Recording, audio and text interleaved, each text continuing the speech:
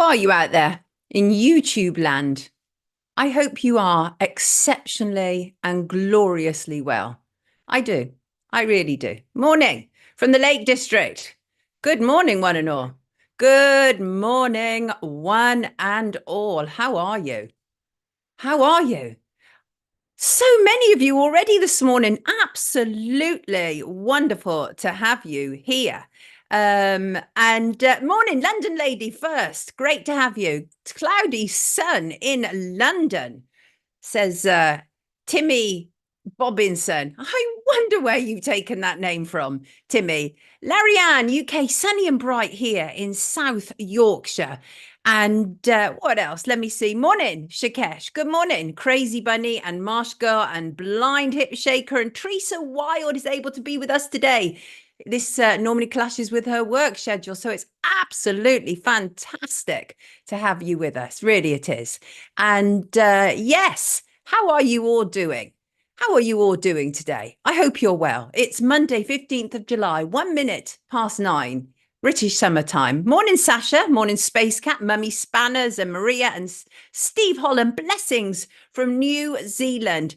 Wonderful to be here with you live, by the way, because obviously Friday's show was a pre-record because I was in court. More details to follow on that. I've no updates other than what's on my Fighting Fun page, but do feel free to check that out. Grand Risings, Angie. Good morning, Carol. Good morning, everybody. Cold and wet in Powys, says Heppelwyn. Is it? It's actually trying to be sunny here in southwest London. It's doing its best. It's doing its absolute best. Right. Let us crack on. First of all, of course, usual stuff. Thank you so much. Thank you all so much for your suggestions and your donations and your contributions and just being here. Very much appreciated it. Very much. I'm not appreciated it as if it's in the past tense. I very much appreciate it. Thank you. And it's lovely to be back live again. I like doing pre-records. They work for certain things. And it's really prompted me to think, yeah, okay, what we need to also introduce into our week is a regular long form in-depth interview with people, because obviously the whole point about the breakfast show is it's quick, it's to the point, and doesn't give us a great deal of time to go in deep on anything really, and not even with our guests. But I thought if I introduced a long form video, I try and do it once a week, but if not, every other week, probably on a Wednesday, as suggested by Shim, one of our fabulous moderators. I think that could work really well. Right. Trump shooting. Hands up. Who thinks the whole thing is a bit weird? I know I'm not alone on this. I know I'm not alone. Right. So we are told that Trump was shot. His ear was grazed at a rally in Butler in Pennsylvania, Saturday just gone, 13th of July, 2024. We are told it's a 20-year-old kitchen worker, Thomas Matthew Crooks. We are told that that he was shot dead at the scene by the Secret Service sniper. We're told lots of things that actually don't add up. And I was contacted by somebody I like very, very, very much on social media. And it turns out that her eldest child is a media special effects makeup artist. And the message that I received is, twice in 1 week, this person's eldest child has remarked on the amateurish application of the fake blood on crisis actors. And that includes Trump. Sent me lots of details, really interesting information. And this is a person who has worked on Casualty. Casualty is a hospital drama, and they would have to be able to fake blood and know what it looks like to the highest degree. So, yes, but the thing is, here's the thing, is we've been told so many lies in this world. We've been gaslit so much. We've been subject to so much corruption and subterfuge that I actually think it's remiss of anybody just to automatically accept an official narrative these days. But of course, people are party political. So what you have are all these trumpets who are like, yeah, oh my God, our hero was nearly shot. And of course, that immediately sends him up in the polls. But there's so much odd stuff around it. I'm going to be discussing it with Miriam Finch, Miri AF, also known as later. But I want to know what you think about it. I think it is doggone weird, frankly. Absolutely weird. Let me know some of your thoughts. Let's have a look at them. Theater didn't even sound like a real that's Paula says theatre. Teresa didn't even sound like a weird gun. Jack's dreaming said defo weird.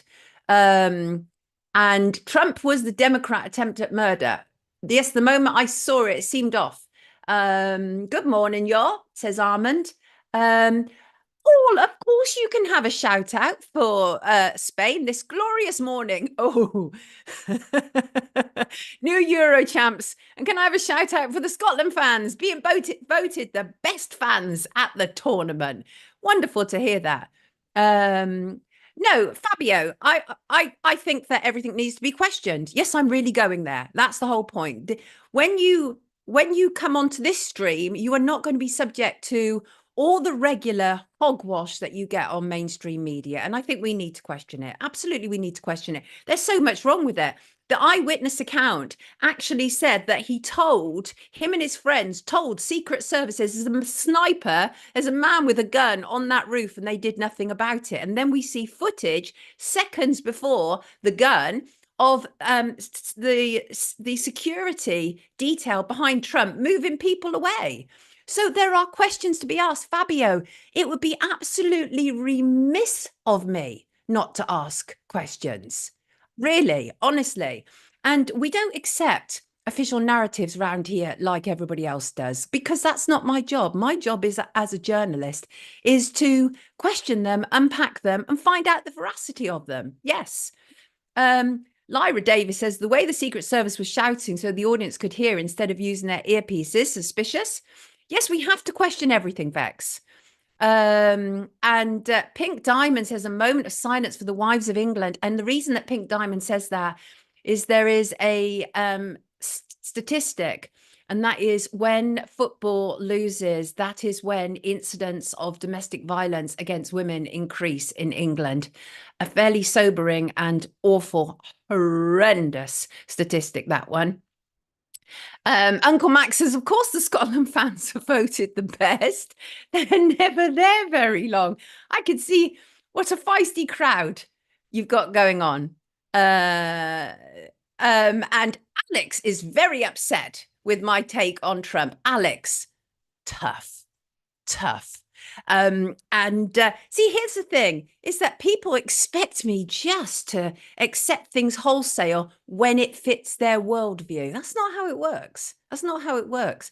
I believe we need to be more discerning. And just because you might like Trump, Alex, and whomever, it doesn't automatically assume that we have to believe the narratives. We've been lied to so much.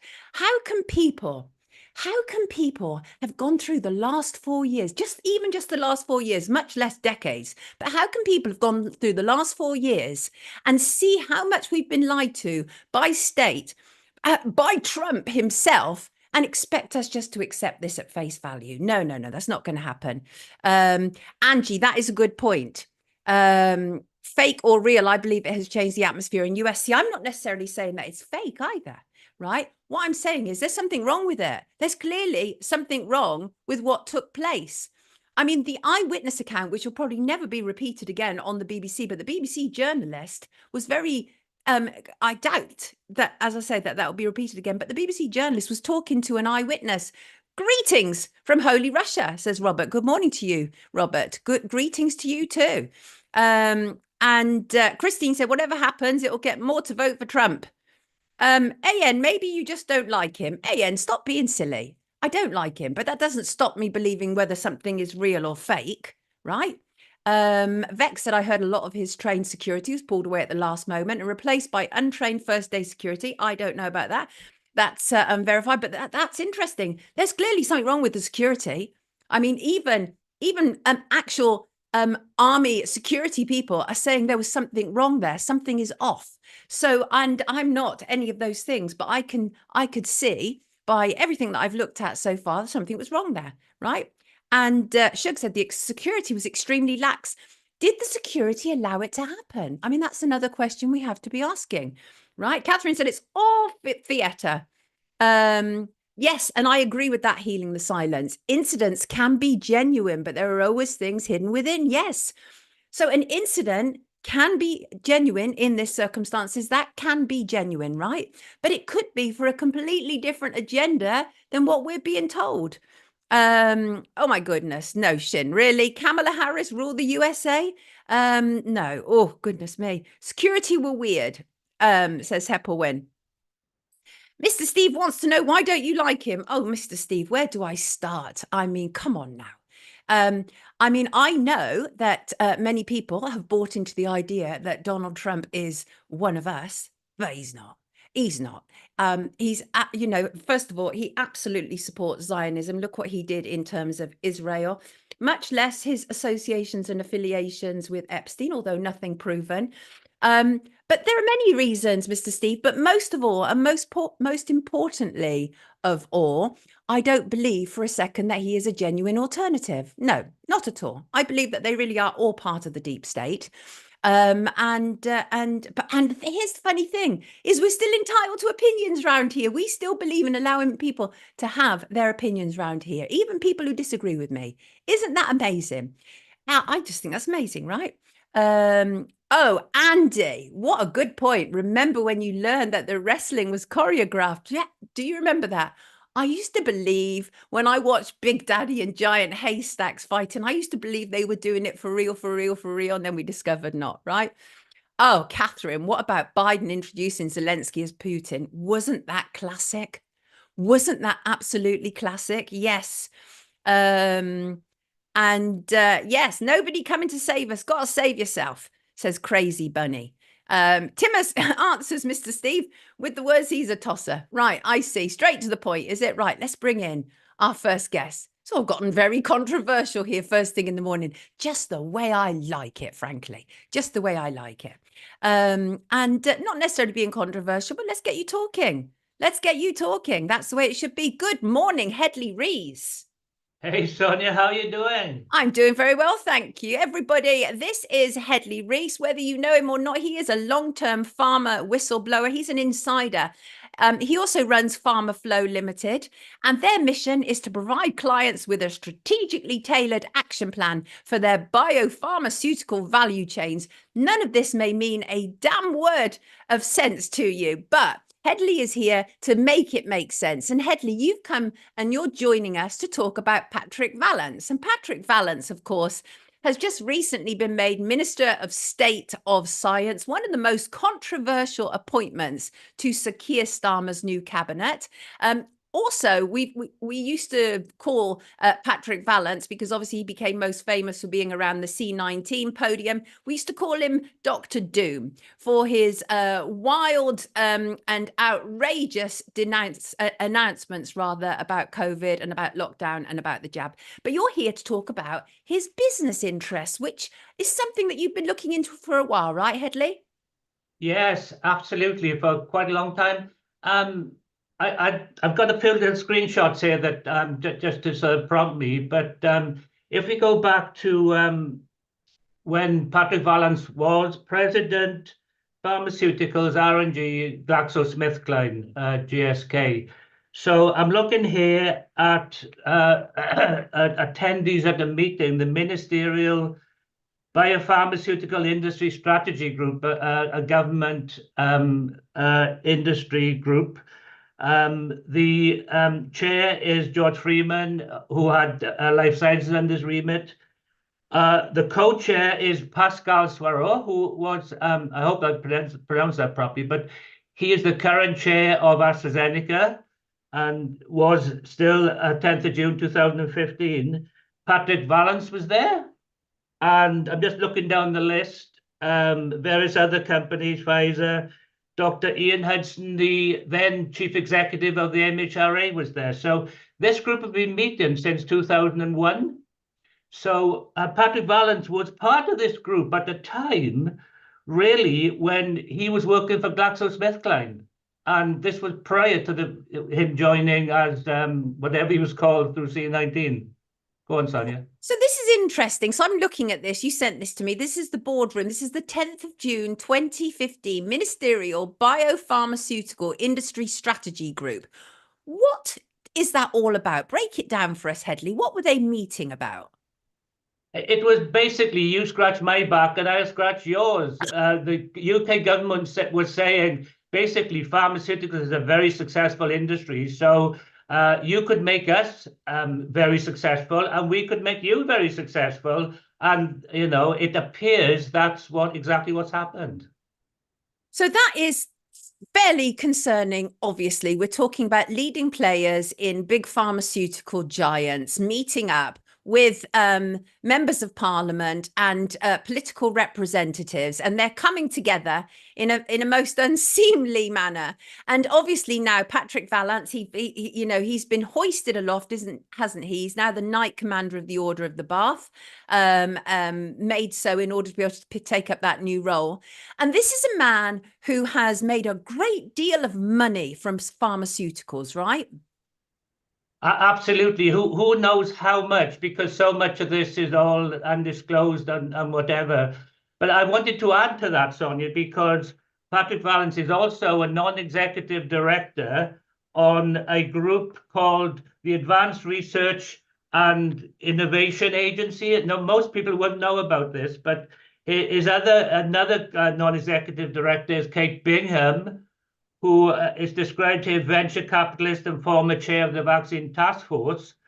And there's various other people on as non-exec directors, but I'll just read out some of the programs that they're working on at the moment. Oh, yes. Programmable plants, providing not just food, but a sustainable and thriving biosphere for future generations. That's a nice one. Scalable neural interfaces. And in fact, if you want to get your submission in for that, you've got till the 29th of July. So there's an opportunity for you. And it basically says we need to build highly targeted, minimally invasive technologies that enable us to interface at scale with the human brain. Now, this is available on the internet. And then we've got scoping our planet Earth, which is climate change, the whole thing. And the last thing is that Patrick Valance was also a director at UK Biobank Limited. He's resigned now, company number 04978912. Now MHRA have a biobank. They have for the last 2 or 3 years. I think it's called the Yellow Card Biobank. So you have to ask questions about what other sector is he actually supporting other than pharmaceuticals and biopharmaceuticals. Well, now that's a brilliant question, because of course he's been put in the role of this kind of green energy giant, right? And we know that he has endorsed Labour's plans for Great British Energy, very much part of the UN 2030 agenda. There's that year again that we often talk about around here. And so that's interesting. So what you're saying is this man has his fingers in a multitude of pies, not just big pharmaceutical, which is what he's most commonly recognized, but also the green agenda as well. Is that what you're saying? Is that some truth there? Absolutely. And Imperial College, you know, all the usual suspects, fingers in those pies, universities. It's you know, if you dig around, you know, even if you do a Wikipedia, whatever search, and you follow up on the links on there, you will find connections. I found a few this morning. So if anyone's got a spare 10 minutes going, just have a dig around and you'll find connections. And I suspect the viewers on your program, Sonia, are pretty critical, very, very critical thinkers, and will soon begin to draw conclusions. And conclusions need to be drawn. Let me read you this quote from Patrick Valance, which I think is very interesting. He described the mission of driving net zero carbon emissions, said it should be treated like the vaccine challenge. I will read some of his quote. He said, a national mission for clean power by 2030 is achievable and should be prioritized. We desperately need to end the era of high energy bills, excessive carbon emissions, and any energy insecurity by accelerating the transition to a clean, homegrown energy. Britain can lead on this by treating this mission like the vaccine challenge. Now, obviously, this is very interesting wording he's chosen there. So do you think it's the case, Headley, and obviously we have to be careful because we're on YouTube, but do you think it's the case that because he was considered so successful with the vaccine challenge, that's why he's been given this role now to drive through this green energy? Well, that's the conclusion that I think I would draw, given all the evidence and all the research that I've done over many years. And the thing is, also, we've got the NHS, which also, is part of the whole thing. And when you join up all the dots, you start to see that there is an agenda here that is pretty much around, what you've just described there. I can't say much more than that. Yes, I hear you, and thank you for being very careful about that. But the thing is that we can't get away from the fact that there are potential conflicts of interest here. We know for a fact, as one example, this was revealed in September 2020, that he had £600,000 worth of shares in GlaxoSmithKline. That was around the same time when he was obviously pushing lockdowns, pushing the jab, etc. That's a conflict, no? Oh, absolutely. People have got so used to these conflicts now and nothing being done about it that we become blasé about it. But if we said these conflicts are absolutely no-nos, then, this would transform the whole situation. And the other thing I should mention is that Innovate UK, which has been funding a lot of this, has questions to answer as well, because it funds the UK cell and gene therapy catapult. And again, if you look up that on the internet, the UK cell and gene catapult, the chair was also on the vaccine task force. So you see again links of UK government. This is taxpayers' money that's funding. There are 9 catapults. It's taxpayers' money funding it. Right. And here's the thing is also Patrick Valance was advising SAGE, right, which was the group attached to Parliament, and they were advising on lockdown measures, but also, interestingly, on the issues of behavioural aspects and basically how to coerce and force us into complying, right? Absolutely. Yeah. I just looked at that link this morning. It's worrying, isn't it? It's troubling. I mean, how do we get around something like this as an insider, Headley? I mean, on one hand, people would say, yeah, but he was the perfect person to spearhead COVID and the vaccine because of his background. But the truth is that he was questionably compromised. Oh yes. What people don't know is the pharmaceutical industry in the mid-80s outsourced all its development, manufacturing and distribution facilities and skills. So the big pharma companies now cannot develop their own drugs. And the big pharma companies, you've got generics where they don't have any drug. The only drugs they've had in the last few years are what they know are CAR T therapies. These are gene therapies for rare blood cancers. And they're like $500,000 to $1 million. One's just been approved by FDA at $4 million. They're all for rare diseases. Now, we would all want to see rare diseases catered for, but Big Pharma is not catering for the mainstream condition like, antimicrobial resistance, Alzheimer's. They've exited all these disease areas to focus on these highly profitable gene therapies where the supply chains are the most dangerous man has ever, the world has ever known, because they're biologic.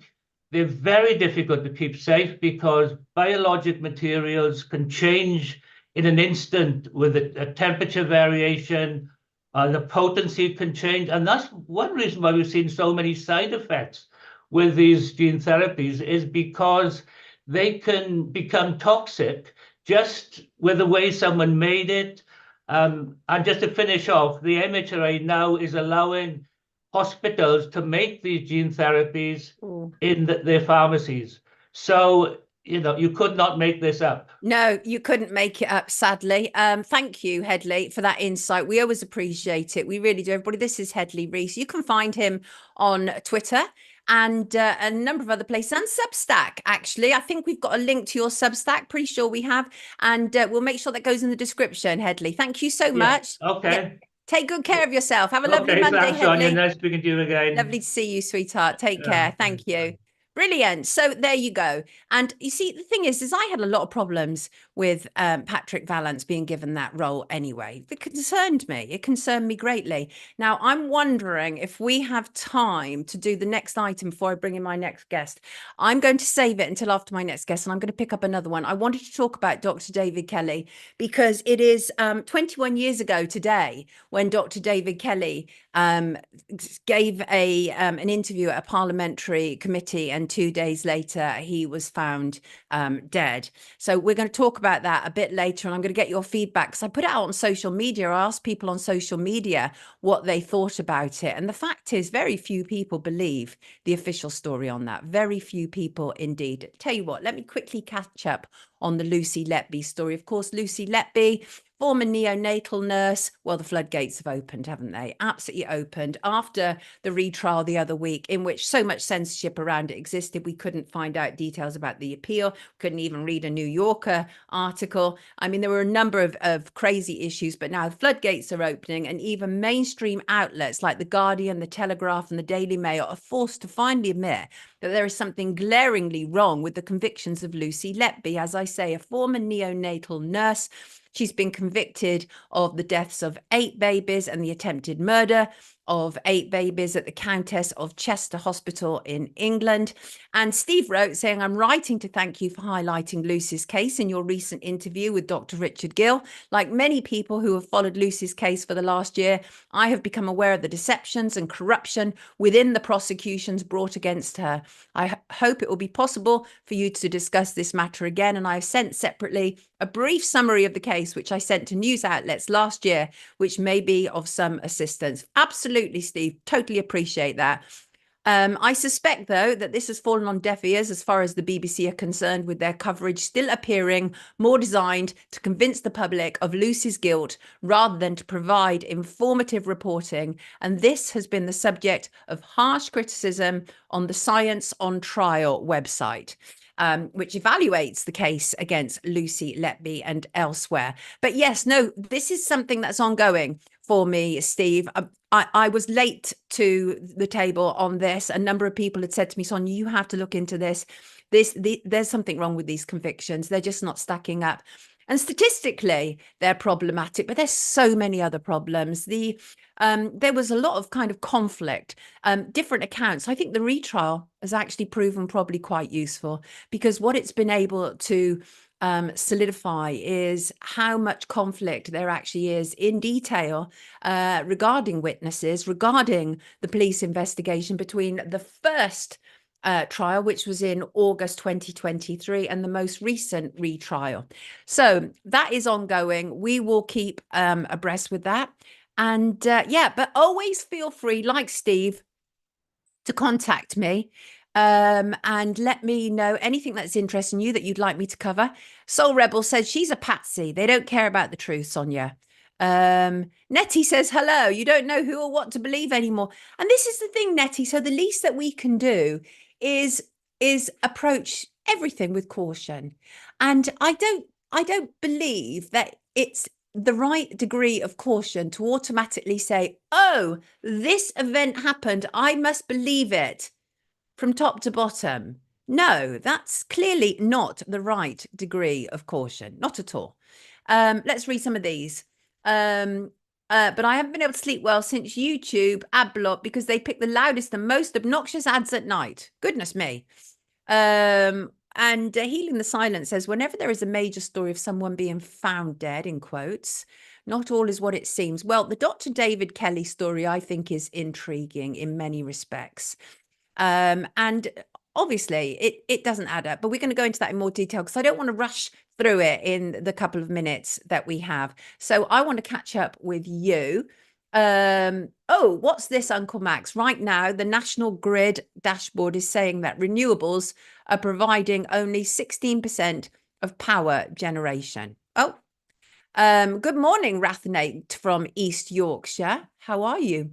How are you up there? I'm going to welcome in my next guest. And after that, we will turn to Dr. David Kelly, right? Let's do that. Let's do that together, lovely people. We're in this together. We're in this fight together, right? That's where we are. That is where we are. And I'm just going to welcome in. Here he is. Good morning, Tony. Good morning. Apologies. We had a bit of an internet problem down here in Somerset, but it seems to be sorted now. Good Seems morning. absolutely fine. Thank you so much for joining us, everybody. Tony Thompson. Tony, you are an ex-British Transport Police Superintendent, aren't you? I am indeed, yes. And you are very interested in injustices, including Grenfell as one perfect example. But the one that you're here to talk about today involves somebody whose birthday it also is, correct?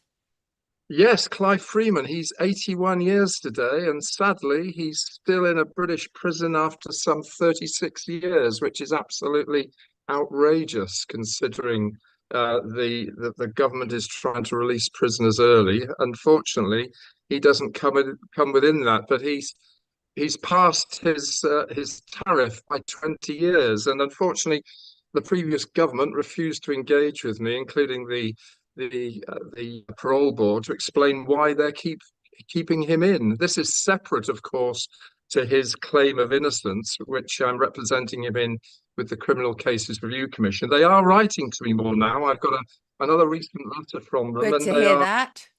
they have requisitioned some independent toxicology reports into the person who sadly died back in 1988. So we're gradually making progress, but this is progress that should have been activated on 20 odd years ago. So here we are, 81 years of age, in poor health, can hardly walk, and he's incarcerated in a British prison when people who have convictions for very serious offences that have been released long before him. And it's an absolute outrage, and nobody seems to care. Well, people care, you care, I care, Yeah. and people that support him, but people in government and the authorities just hope that he will just go away or die in prison. But I'm determined to make sure that doesn't happen, or certainly that the publicity doesn't. But we're making slow progress. But bearing in mind, this is his fifth application. His first one took nearly 3 years before they came back. And there's if you look at what's happened with the post office scandal in the UK and the case of Andrew Malkinson, these things get swept under the table, and it's only when you get some publicity, sadly, that people start saying, "How on earth could this happen here in this country?" Bear in mind, Clive's family are in Zimbabwe and South Africa. He's had nobody to visit him for dozens of years, and he's isolated in a country where he was passing through, and here he is still stuck in the UK, and it's an absolute disgrace. It's a travesty, isn't it? For those who aren't familiar with this case, and it is something that I've been looking into now for 2+ years. I've talked to Clive, albeit briefly, but I've talked to him. So the background is on May 2nd, 1989, after a 2-week trial, Clive Freeman was jailed for life. He was also found guilty of arson, given an additional 5-year term to run concurrently. But here's the thing, is that experts are not convinced by this conviction, right? There was obviously Dr. Shepherd, who was the original expert in this, and many people have taken issue with his findings and what he's had to say at trial. But the Crown's case was largely circumstantial, wasn't it? The idea was that Clive had murdered, very sadly, Alexander Sandy Hardy, a Scottish plumber, in a London flat in April 1988. Clive has said he was innocent right from the get-go. And it is highly likely, Tony, isn't it, that a crime actually never took place at all? Absolutely. And there are issues around the judicial system. For example, there were 4 post-mortems before the pathologist came to his conclusion, but documents from his original post-mortem were not disclosed to the trial. Clive, for reasons to protect his family back in Zimbabwe because of the political situation at the time, didn't give evidence on his own behalf. His alibi was that he wasn't there at the time, and it's quite clear to me and many others before me that the police failed to investigate his alibi. So he relied on the fact that I wasn't there. I used to live there. I'd left, and they failed to investigate it properly. And there was a eyewitness that allegedly saw him coming out of the flat around about the time where the incident is alleged to have taken place. Whereas in fact, he withdrew his statement some 7 years later and has been totally discredited. And the Criminal Cases Review Commission, which is really the last chance saloon for anybody convicted of an offence who wishes to appeal, have repeatedly failed to investigate it. So there's a lot of errors in the police investigation, a lot of errors in the failure disclosure of the Crown Prosecution Service, and an absolute failure by the CCRC, the Criminal Cases Review Commission. So he wasn't there. The pathology evidence and all the evidence since, and science has moved on, and sort of world-leading experts have said this man sadly died, but he certainly didn't die by a deliberate act. It all points to natural causes. And hey ho, the police and the CCRC have said they can't find any medical records of Mr. Hardy, who was on prescription drugs. He was receiving benefits for ill health. He'd had surgery following an accident. And they couldn't find any medical records of him, which I find quite disingenuous. That's extraordinary, absolutely extraordinary. And also, it's important to point out that he would have been released years ago if he'd have said, I did it. But he's refused to do that, right? Absolutely, and that's one of the arguments I've been trying to raise with the parole board, with Alex Chalk, the previous Secretary of State for Justice. I've written in the last couple of weeks since the election to the new Secretary of State for Justice, and I'm hoping that she will have a look at this and realise this is a huge travesty of justice. But in terms of even if, and I'm not saying he was, because the whole thing is completely worrying and unsafe in my view, even if he should have been released after about 13 years, because that was the tariff. But unfortunately, although they deny it, and unless the parole board think you are safe to be released, and I understand that, this man should have been released over 20 years ago anyway, even if he had been convicted. But because he's saying, I'm innocent, I didn't do it, they're saying you're in a state of denial. Well, he's not in a state of denial. He denied being involved in doing anything like this way back when he was arrested in Australia on the 2nd of June 1988. So, and he's constantly said, I didn't do it. Why should I change my mind? He promised his wife before she died. His wife was then in South Africa. I will only leave the British prison system when I'm exonerated. And he's stuck by that throughout. If he turned around and said, yes, I did it, he'd be out the door today. I mean, that's just extraordinary, isn't it? But that in itself, I feel is compelling, Tony. I feel it's compelling because at 81, and happy birthday, Clive, and I'm sorry you're still inside, but at 81, what really do you have to lose by just saying, I did it, right? That's it, right? So, but clearly that shrieks to me that he absolutely didn't, because the principle is what is counting for him now. Absolutely. I mean, he says to me, and I see him in the prison every week or so, and I hope to see him this week. That he says, I'm not going to go back to my home country as a convicted murderer. So I let my grandchildren, my children, and all the family who obviously haven't seen him for a long, long time know that here's a man that's been convicted. He said, I promised my wife, I'm a man of my word, and I'm going to stick to it. And he said, if I'm not exonerated, I'm going to die in prison. And sadly, the longer we go on with his state of deteriorating health, that's likely to happen. But it's an absolute outrage. When all the facts emerge, which they will emerge, there will be lots of people that will need to be held to account for the decision making that's taken place in this case. It's an absolute outrage. But as I say, the authorities so far, certainly in the previous administration, when I started getting involved a year ago, clearly don't care, and they just want to kick the can down the road, and that's what they've been doing. Why do we have such a problem with the CCRC? I mean, it seems a very problematic authority.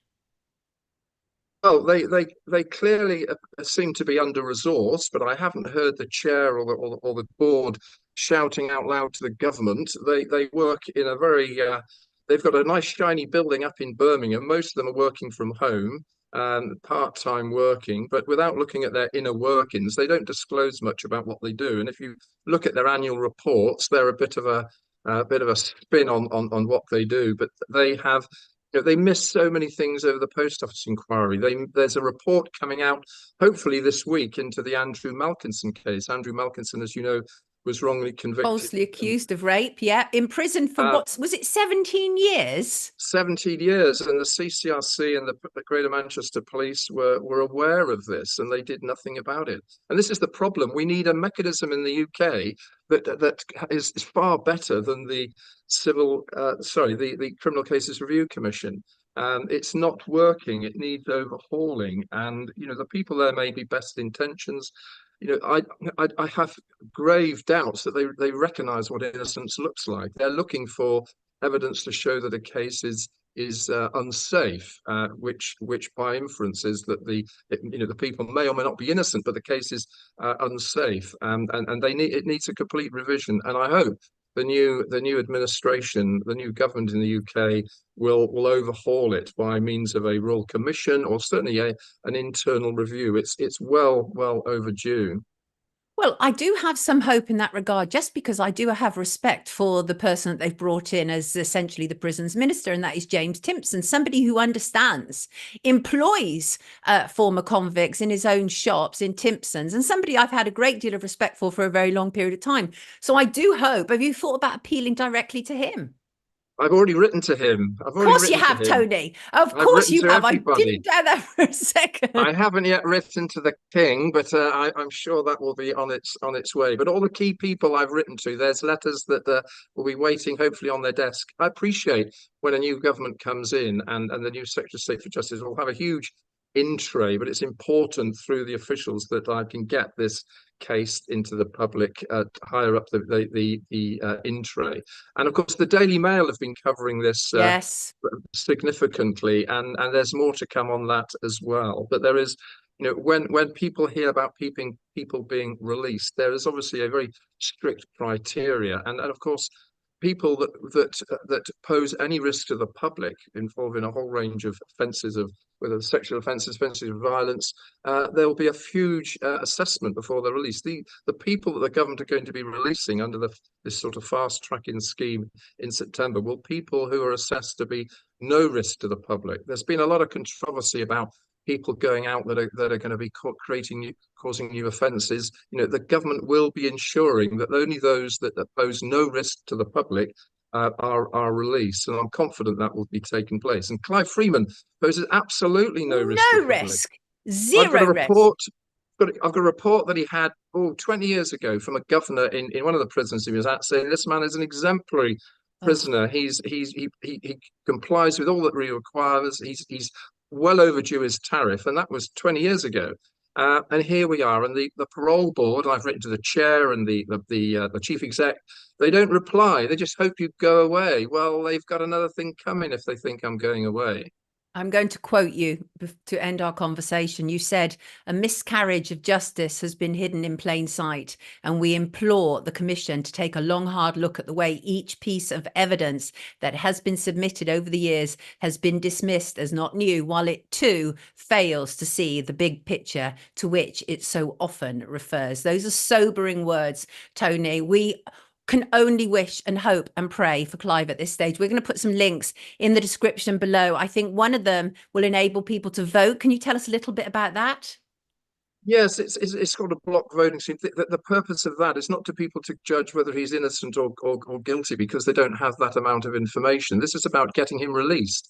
What I've been arguing about is putting aside the Criminal Cases Review Commission's inquiry, which is going to take a long time, and hopefully they'll refer it to the Court of Appeal, but that may take another couple of years, by which time Clive may be dead. So let's get him out now. This is about releasing him on humanitarian grounds so that he can live his last months or hopefully years whilst this is going on, because all the time he's in prison, he's deteriorating rapidly, let alone his mental health. I mean, how can you imagine 36 years ago being banged up in a prison and you're still there for something that you fervently believe that you didn't do, that you didn't do?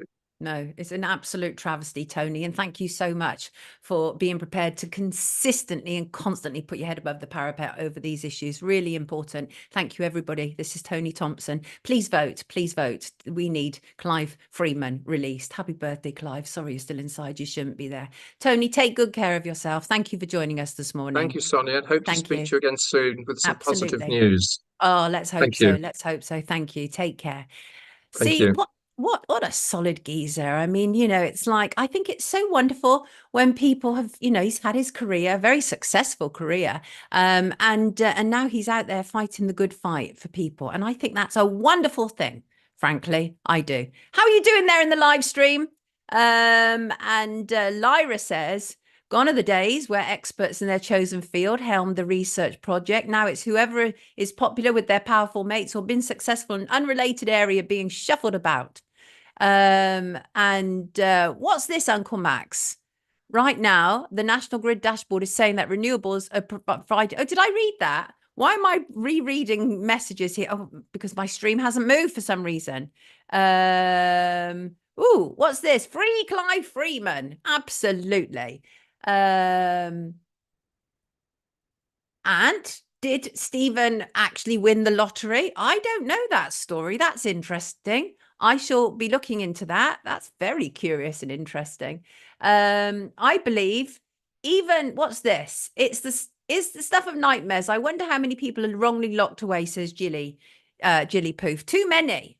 Absolutely too many. I think there are a number of seriously egregious miscarriages of justice. And one of them, I believe, is also Jeremy Bamber.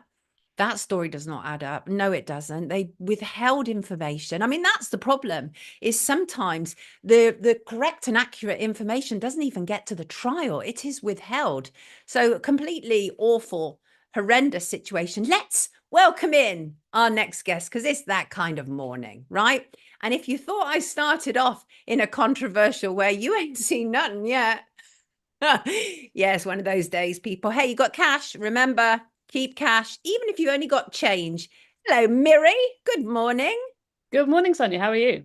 Wonderful to have you with us. Miri, she of the multitude of hats. Miri AF, everybody, also Miriam Finch. Miriam, you're many things, aren't you? You're a writer, you're a commentator, you're a campaigner. You're somebody who puts your head above parapets, aren't you? How is that doing for you at the moment? Well, there's never a dull moment. Let's put it like that. This is a very timely occasion for you to have me on your show, because obviously we're now mired in some of the most controversial political news we've had for probably years. You know, I've been very interested to see the responses to the alleged Trump attempted assassination. And obviously the big debate is, was it real or was it fake? Well, therein lies a very important question. And I have to say to you, Miri, that I opened the show just referring to it briefly and saying you were going to come on and you were going to talk about it. And some people were deeply upset with me for not just accepting the official narrative. And I have to ask, where have people been? Because certainly for decades we've been lied to, but over the last 4 years, it's transparently so. Are we now to ignore everything we've learned over the last 4 years? That's not a rhetorical question. So tell me, what is your position on this? What are your thoughts when you saw it? I've put my proverbial hat firmly in the ring, and I think it was completely faked. You know, there's lots of evidence for it being faked. You know, and you've got ex-military coming out and saying, you know, this is not how a real shooting happens for X, Y, and Z reason. But I think a really important thing to be aware of, and that very few people are aware of, is that it's actually completely legal for the media to lie to us, to present staged events as real and use them to propagandize the public. So that's a completely legal thing to do. And it became legalized as an amendment to America's National Defense Authorization Act. There was an amendment in 2013 which overturned an anti-propaganda law and now said it is completely legal for the American media to propagandize the public. This isn't something that's widely known. That's extraordinary. That is actually extraordinary, isn't it? Yeah, completely. So I think people are under this misapprehension that the media are under some kind of legal obligation to tell the truth. And if they, you know, promulgate lies, there'll be some kind of repercussions for them. And this simply isn't true. This was brought to my attention by Naomi Wolf. She did a short lecture on it shortly after the Boston bombings. And she said the way to determine whether a media event is real or not real is look at how theatrical it is. And she said the more theatrical it is, the more likely it is to be actually acted, fake. Right. And she said we have entered an era where it's not crazy to assess whether news stories are real or not real. In fact, it's kind of crazy not to. I think it's absolutely remiss for us as journalists not to question official narratives, to accept, from top to bottom, everything that we're told in mainstream media. Absolutely ridiculous. And what you've just had to say is damning in so many respects. So here's the thing, is that the obvious question is, what would anybody have to gain by it being staged? Well, I think there's a number of things. First of all, it's a kind of obvious level. It's a publicity stunt, and it's massively bolstered Trump's appeal because lots of people, even so-called normies, are saying, "Oh, well, that's it. He's bound to win now," because he's now presented as a real threat. And people who've got any kind of anti-establishment beliefs see him now as a threat to the establishment. Oh, the establishment have somehow tried to take him out. So, it's really bolstered his appeal in that way. I think there are other layers to it as well. I think it's about widening the gulf between the public and politicians by pushing this narrative that politicians are not safe. So when Joe Cox was murdered and then David Arness, always the media comes forward, oh, we need to do more to protect politicians. I remember when David Arness was murdered, they were suggesting, political surgeries aren't safe, can't have those anymore. Right. So I think that this will certainly be used to push a climate of, fear and anxiety. And, the solution is going to be, we need to take the politicians further away from the public because the public might just try and kill them. I mean, it's quite astonishing stuff, really, isn't it? And I've been looking at some of the imagery, and you're absolutely, it is incredibly theatrical. Even the sort of thumbs up at the end of it, where he's surrounded by his guards. But some of the first-hand accounts are quite extraordinary. Like there was this guy who was interviewed by BBC, and he said, "We told the Secret Services there's a guy up there with a rifle, with a shooter, and they did nothing about it." And all of that. And did you see the imagery just before we heard the pop, pop, pop, where it looked like the security detail went behind Trump, but they were moving people back, and then suddenly we had, so all of that obviously is very curious, and we would be, as I say, completely remiss as journalists not to question it. But why do you think that it continually creates these divisions, doesn't it? It's 1 minute we think we're on the same side, and the next we have a situation like this and it becomes apparent we're not, that some people are just politically motivated.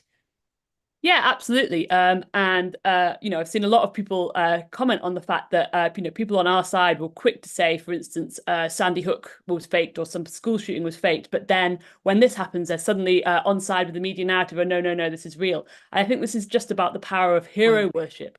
People appoint their heroes and their saviors, and then they just kind of experience cognitive dissonance and will make any number of excuses. No, this person is the real deal. This person is different, and they just can't apply a consistent standard across fake media narratives.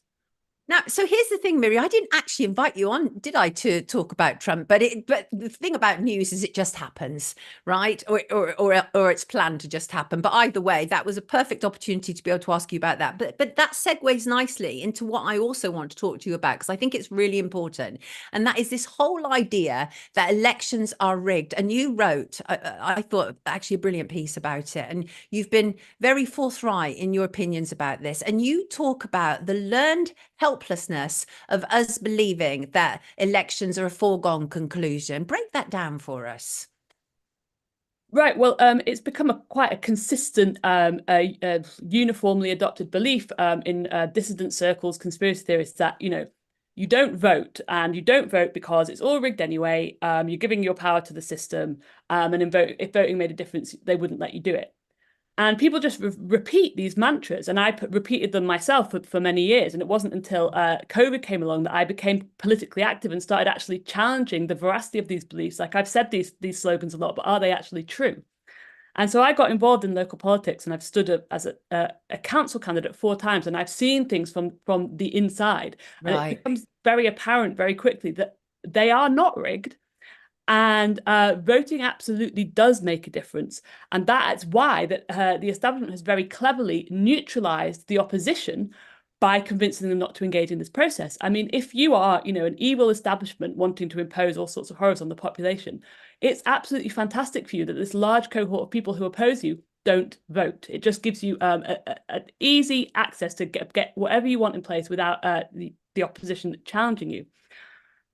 So I have made the argument, if you don't vote, you're just letting the the establishment candidate walk in. In effect, there's no such thing as not voting, because not voting counts as a vote for the establishment candidate. And what people will argue, say, well, it doesn't matter because your vote doesn't count anyway, you know, they're all shredded. And this is simply not true. And I think this is a very cleverly designed psyop to neutralize us and to inculcate us with learned helplessness.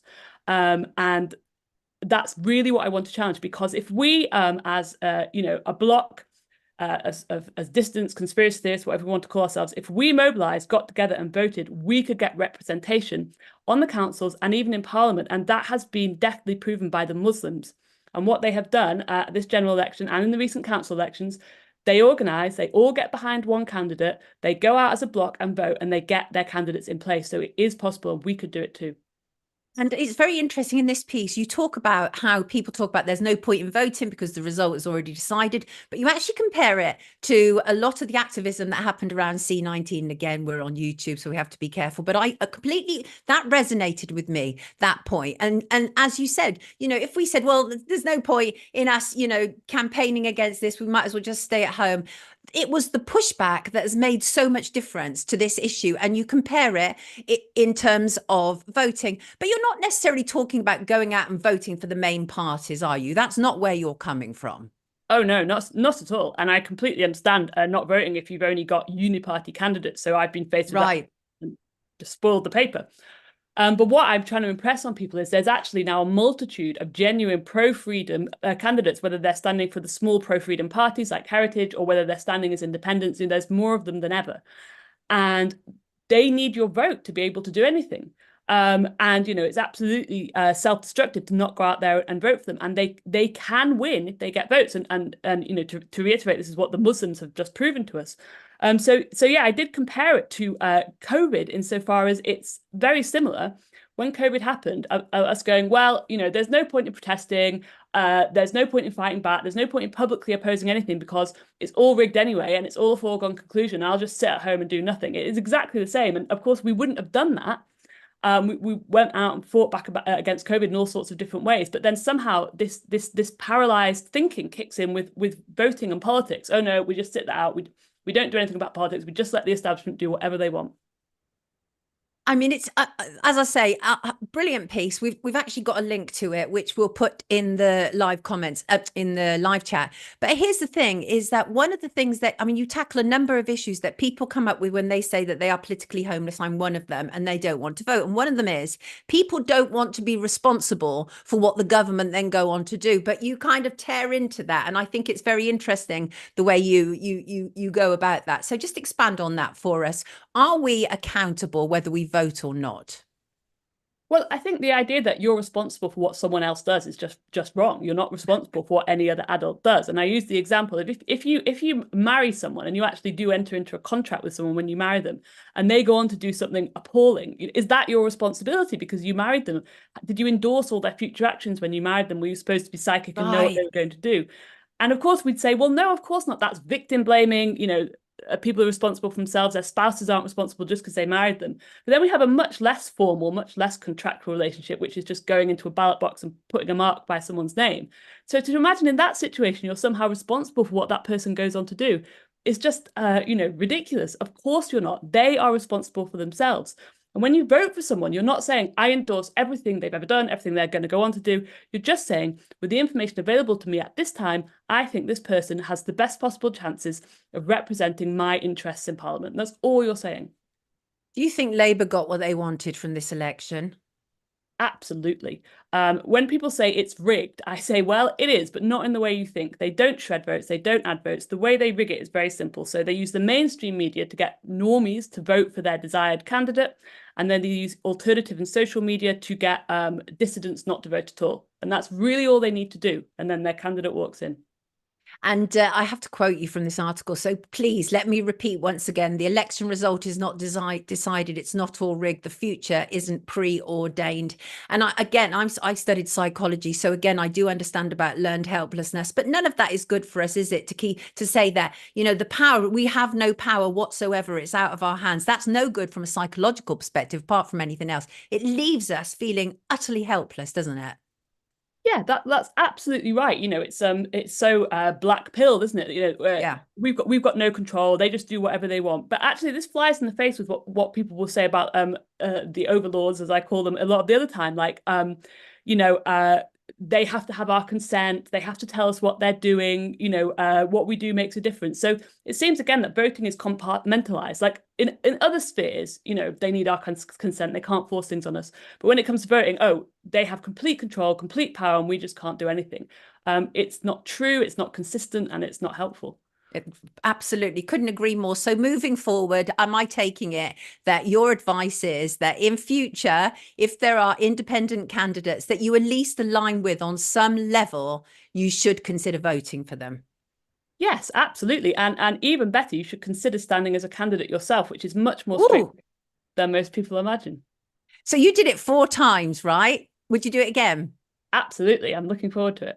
Oh, good to hear. Thank you so much for joining us, Miri. Really enjoyable talking to you and for your insight as well. You've got them chatting. I can see somebody saying she has a point.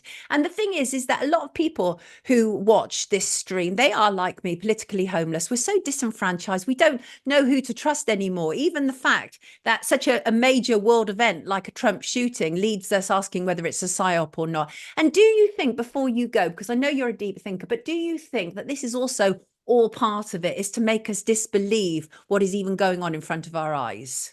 Yes, I do actually. And I think that they intentionally make it look fake, because if they wanted to make it look completely plausible, they could do that. They've got the technology. You know, if you see a disaster movie, it all looks very, very believable. So I think they very intentionally have holes in it and make it look fake to make you start, you know, questioning yourself and questioning your perception of reality. It's about undermining our ability to believe what we see with our own eyes. Yeah, absolutely. Miri, thank you so much for joining us. Everybody, this is Miri AF. You can check her out. You've got a Substack, haven't you? And we've got your links. We will get those links in the description for you. Have a wonderful week. Thank you for joining us and sharing your insight. Take good care of yourself. Thank you, Everybody, Sonia. Miri AF. Thank you. Bye. Bye-bye. Bye. Bye.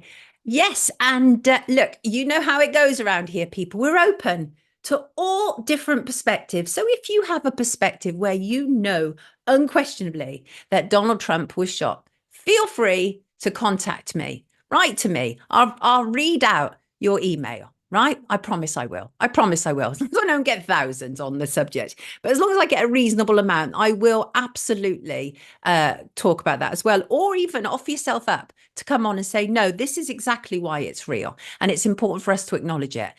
All opinions welcome, as long as you're not deliberately setting out to be malicious to somebody, right?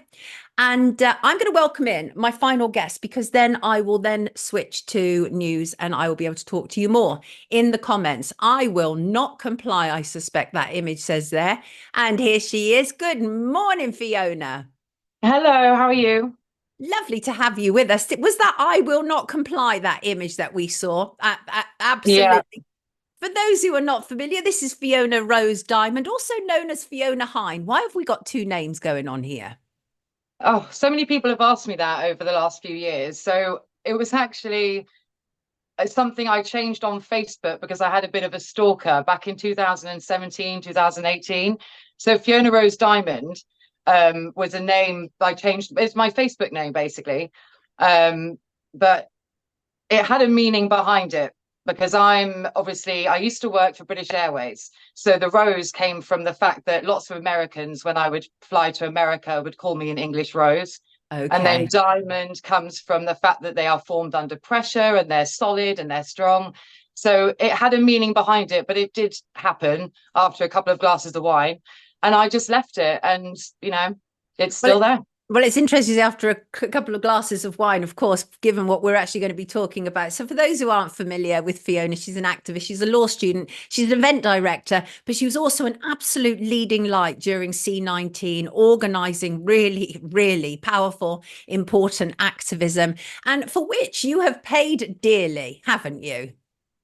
Yes. Gosh, where do I start? Yeah, so at the beginning of all of this, obviously, we're talking about, you know, my sobriety journey, aren't we? So yes, right at the beginning of all of this, I think everybody had a very difficult time. in accepting what was going on. And I never accepted it. So before we were even locked down, I think something innate within me said that something's wrong, something's going on. So I read the Coronavirus Act and basically decided that I was going to stand up to it. So it was actually, I went out in April of 2020, I think it was, by myself down to Parliament, wandered around London. There was a few, I wouldn't call them rallies at the time, but individuals that were also sort of standing up. But it got real in May of 2020, which was my first arrest. But yeah, so from there, I was just spurred on to do more and more. But yeah, it's been an interesting journey, to say the least. You've walked the talk, and that's what's really important. You're somebody who feels the need to take action. And actually, you're absolutely right. We are going to be talking about your sobriety journey. And I think it's really important. So I read your ex post, and it touched me greatly, because I thought, first of all, it was very open and very honest. And I think these things can be very hard to do publicly. And you were recounting in it how you've now celebrated 21 months of sobriety. That's phenomenal. So were you an alcoholic as such?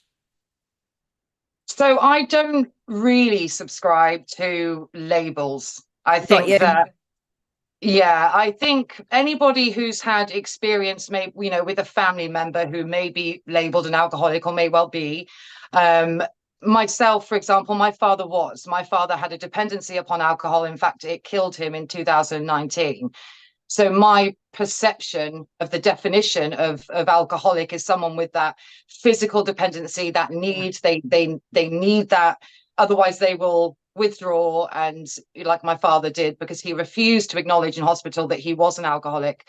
So he wasn't given the medication to assist with his withdrawal. So for years he had, he was in and out of hospital, but he died of total organ failure. But when it comes to labels, I think, especially with the word alcoholic, it's not everything that I say. I just want to prefix with, it's my opinion, it's my belief.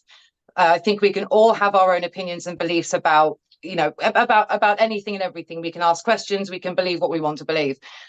But when it comes to alcoholism, I think looking at it and the term alcoholic, it's like a brand that's chronic. It's for life. It's a disease, allegedly, and you are for eternity an alcoholic. Yes. If you subscribe to, for example, what they would teach you within AA, which I have experience with. So I wouldn't put a label on myself, because, as I say, I have my beliefs about it and the connotations of the words, and I read into it a little bit. But I had a bad relationship with alcohol. Yes, I used it as an anesthetic. I wasn't dependent upon it physically. And in that way, I would say, I suppose lucky in a sense that it didn't get to the point where I had a physical dependency where I would withdraw if I stopped. Right. Anyone that's known me for a period of time, BC, before COVID, would know that, I could pick it up and drop it. For several months at a time, I'd stop drinking because the nature of my job meant that I was so busy with being an events director, and I'd be consciously sober at certain events because I thought, I don't want to get drunk here because I'll get myself in some trouble. So yeah, I think when it comes to alcoholism and dependency, I have a view of it, and I just stopped. One day, I just stopped. I made the decision. Wow. I took accountability and personal responsibility, which I think when they say alcoholism is a disease, I think it sort of negates that. It takes it away. It makes you think, well, I've got no power. Everybody has the power.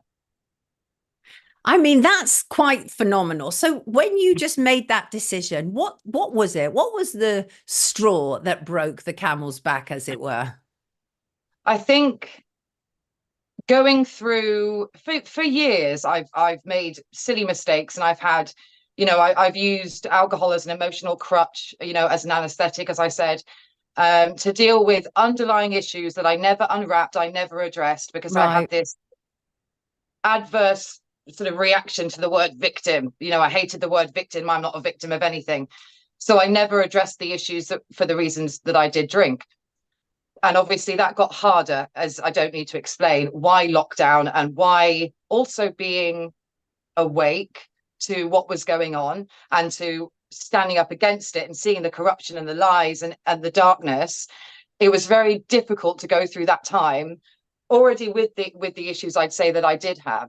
So I struggled for a while, and over a couple of years, so up until September of 2022, which was when I decided to stop drinking, I had struggled with anger around drinking. So I'd made a few silly mistakes. I was arrested on a few occasions for, drunk and disorderly, essentially, which was playing into the hands of those that were trying to stop me doing what I was doing. Yes. And I'd say that the government, who identified anybody as someone who was outspoken or a perceived anti-vax leader, whatever you want to call it, conspiracy theorist, they knew my psychology better than I did. Right. And I was handing myself up to them, I think, on a silver platter and saying, I've got sort of maybe mental health issues, which I do, or so did, if we want to label it that. And drinking made me more vulnerable, I think, to attacks from them. So in a sense, what led to the ultimate decision was over the couple of years, obviously, I think we all know about 77th Brigade and the trolling. Yes. But there was also some hate from our side that essentially got to the point where I thought, why am I doing this? Why am I putting my head above the parapet? Why am I getting arrested? Why am I doing these rallies when people on our side seem to hate me so much or throw accusations at me? And I had this compulsion, this need to try and prove myself. And I'm genuine. I was desperate to prove I was genuine.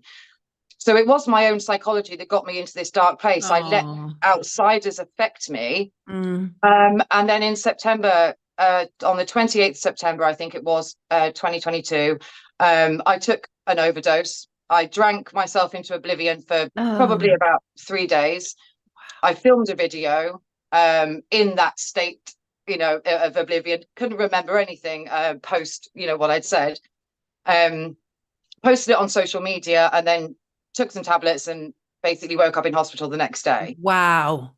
So that was my darkest rock bottom, probably, because it was so public. It was such a humiliation or an embarrassment. But sitting here now, I have absolutely no regrets about that's where I got to. That's what happened. I've always been quite open and honest about my situation, and that's why I feel like it's very important that I speak on how I've gotten to where I am now, because for other people that are struggling and have been in a situation that I've been in, or sort of sit in the darkness and don't want to be here anymore, they want to end their life, they don't want the blessing of life anymore. And when you're in that place and you can pull yourself out of it and you can make a decision and take accountability and get to where I am now, I think it's to help other people is the reason I post what I post. And it's the first time I've posted actually on X or Twitter, whatever we want to call it. It's usually something I stuck to on Facebook because I felt like that was my following. That was my understood group. Yeah. This is incredibly empowering. I mean, the fact that you're able to look back at some of the most vulnerable, darkest periods of your life and say, I regret nothing. It makes absolute sense to me. You're touching them so deeply, and I should read you some of these comments. And let me, help me, people. There's so many here. Christine said, you've really been through it. Fiona. Kat said, thank God you survived. And wait, I can't own this. That's something that Pink Diamond's going through. Talking of labels, says Catherine, I struggle with mental health. Suggests you are mentally healthy. Perhaps mental unhealth is more accurate. Understood. I got that. Healing the Silence says, my heart goes out to you, Fiona. I've reached rock bottom a few times to the point I've come that close. I'm so glad that you're speaking out now and helping others have strength too. And here's the thing. Now strong and well, Fiona, points out Christine. Darkness leads to light. Well done, Fiona, says Synchronized Soul. And here's the thing is that you know as well as I do, as we say, you're able now to look back on that and feel so empowered. And I have to say, Fiona, I've seen pictures of you before. Not only do you appear to have lost a ton of weight, but your skin looks like so clean and so clear. Your eyes are sparkling. So obviously quitting booze has all of those impacts as well, but it gives you a mental clarity and a sharpness. And there's no shame in saying, I have pain. I've been dealing with pain, and I used alcohol to try and like erase it as much as I humanly could. And the fact that you're able to stand here now and say all that, I think is phenomenal. This can help somebody. You do realize that. I think that's why, I mean, my first post about it was obviously my 1 month soberversary, and I've, you know, taken sort of progress pictures. So I see that difference in me. I feel so much better. But I will say, when I stopped drinking, not having that crutch, you know, a few months in, so 3, 4, 5 months in, I started to notice that my anxiety was rising to the surface, and I didn't want to reach for any drink. I had no desire. I'd never in my head did I sit there and think, oh, I need a glass of wine right now. But for me, like I say, it wasn't that sort of dependency. But it unraveled, and I realized that I had to deal with so many deep-seated issues that became, or sort of revealed themselves, you know, post making that decision of being sober. So it's not been an easy journey. It's something that I've dedicated myself to. Yes, I lost loads of weight, and that's great. And now I work out every day, but that didn't start until January of this year. So I have become so much more conscious of my body, mind and body health. Yes. And of course, it's enlightened me slightly, because I was born and raised Catholic. I then, at the age of sort of 16, I think I read, you know, Christopher Hitchens and Richard Dawkins, and I became, you know, the female version of Ricky Gervais. And at the beginning of C19, I would have labeled myself atheist, and everything to me was about science. It was all science, science, science. This is unscientific. We need scientific debate. And then, of course, as we've gone along, and even more so deciding to be sober, I've realized that this is a spiritual battle. Yes. I know, again, with labels and spiritual, but it is a battle between you know, light and dark, and acknowledging that there's something, I think, bigger than me as a human being was an important part of my journey. And knowing, and having this deep knowing, there's something's looking after me. I'm not religious. I wouldn't say I don't subscribe to any kind of religion, Right. because of my experience with Catholicism. It's a very punishing religion. Yes. Yes. But yeah, I believe there's something innate. All I know is that I have these feelings. There's something innate in me that gave me this drive and this moral compulsion to fight back. It's inexplicable, and it was inexplicable in 2020 before we were locked down. Why did I call bull? Sorry, I'm not going to swear on YouTube. I don't want to get you any strikes, but I've got a bit of a potty mouth. I'm doing really well. Oh, that's all right. Well, really, I have a potty mouth too. We'll have a potty mouth together off of YouTube one day. Yeah. We'll have a great fun. I've forgotten where I was going with that. No, I think... take your point. The point is that you had become everything had become quite clear to you by this point, right? But here's the thing: is when I was reading that post, I felt like it was you'd experienced one epiphany after another, not just about yourself and about the darkness or about your journey, but about those around you. And one of the things that you said, which really impacted me a great deal, because I know how hard this is, and it's about leaving people who do not bring you peace, right? And you were talking about, when there's more tears than laughter, just leave. And when there is more pain than happiness, leave. It's almost poetic what you have to say about this. So that was obviously part of your journey, right? Of deciding who you should and shouldn't have around you. Because there's this old thing, isn't it? And that is, we become like the 5 people who are around us the most. And I had that experience about 5 years ago, and I realized I wasn't keen on the 5 people who were most commonly around me. And I didn't like what that had to say about me. So was it a degree of that for you, that you kind of went, hold on a second, am I actually mixing with some of the people who were good for me? Yeah, I think that there's sort of 2 angles to this that I had to consider as well, is because some people were around me because when I was drinking, you know, I'd be partying. I was the life and soul of the party. I was very entertaining, you know, and 98% of the time, I was the life and soul of the party. I was happy, but there was always that sort of 2% risk of me doing something colossally stupid, or getting arrested, or getting angry and getting into a fight. There was always that risk that I knew was there before I even picked up that first drink. And I'm constantly chasing that first 20 minutes of that high that you get after your first sip. So there's the element of knowing who was around me for what reason, and looking at those alleged friendships. And I have distanced myself from a lot of people specifically because of that. I'm not someone that stays away from pubs and clubs and bars because I'm very, very sociable. Right. It's never impacted me in a sense that, oh, I can't go there because they serve alcohol. I love being sociable. So if there's any parties going on, people, let me know. But the other element of that is obviously recognizing that when you're in a dark place yourself, or you have some of your own toxic behaviors, you could be in relationships with people, and this was a personal experience, that you wouldn't be in if you were in a position of being high five healed. that. I hear Yeah. that. 100% On- hear that. Exactly. So if you're healing or on your way to healing, because I believe we are eternally healing, this is what I say. I don't think we're ever whole and complete and healed in that sense. So I think that, yeah, when you're in almost at your rock bottom, which I was, you choose to be around certain people, and things become so much clearer when you start assessing, well, why am I friends with this person or that person, and what is it about me that creates that bond and that attachment and that codependency, which was a huge thing for me.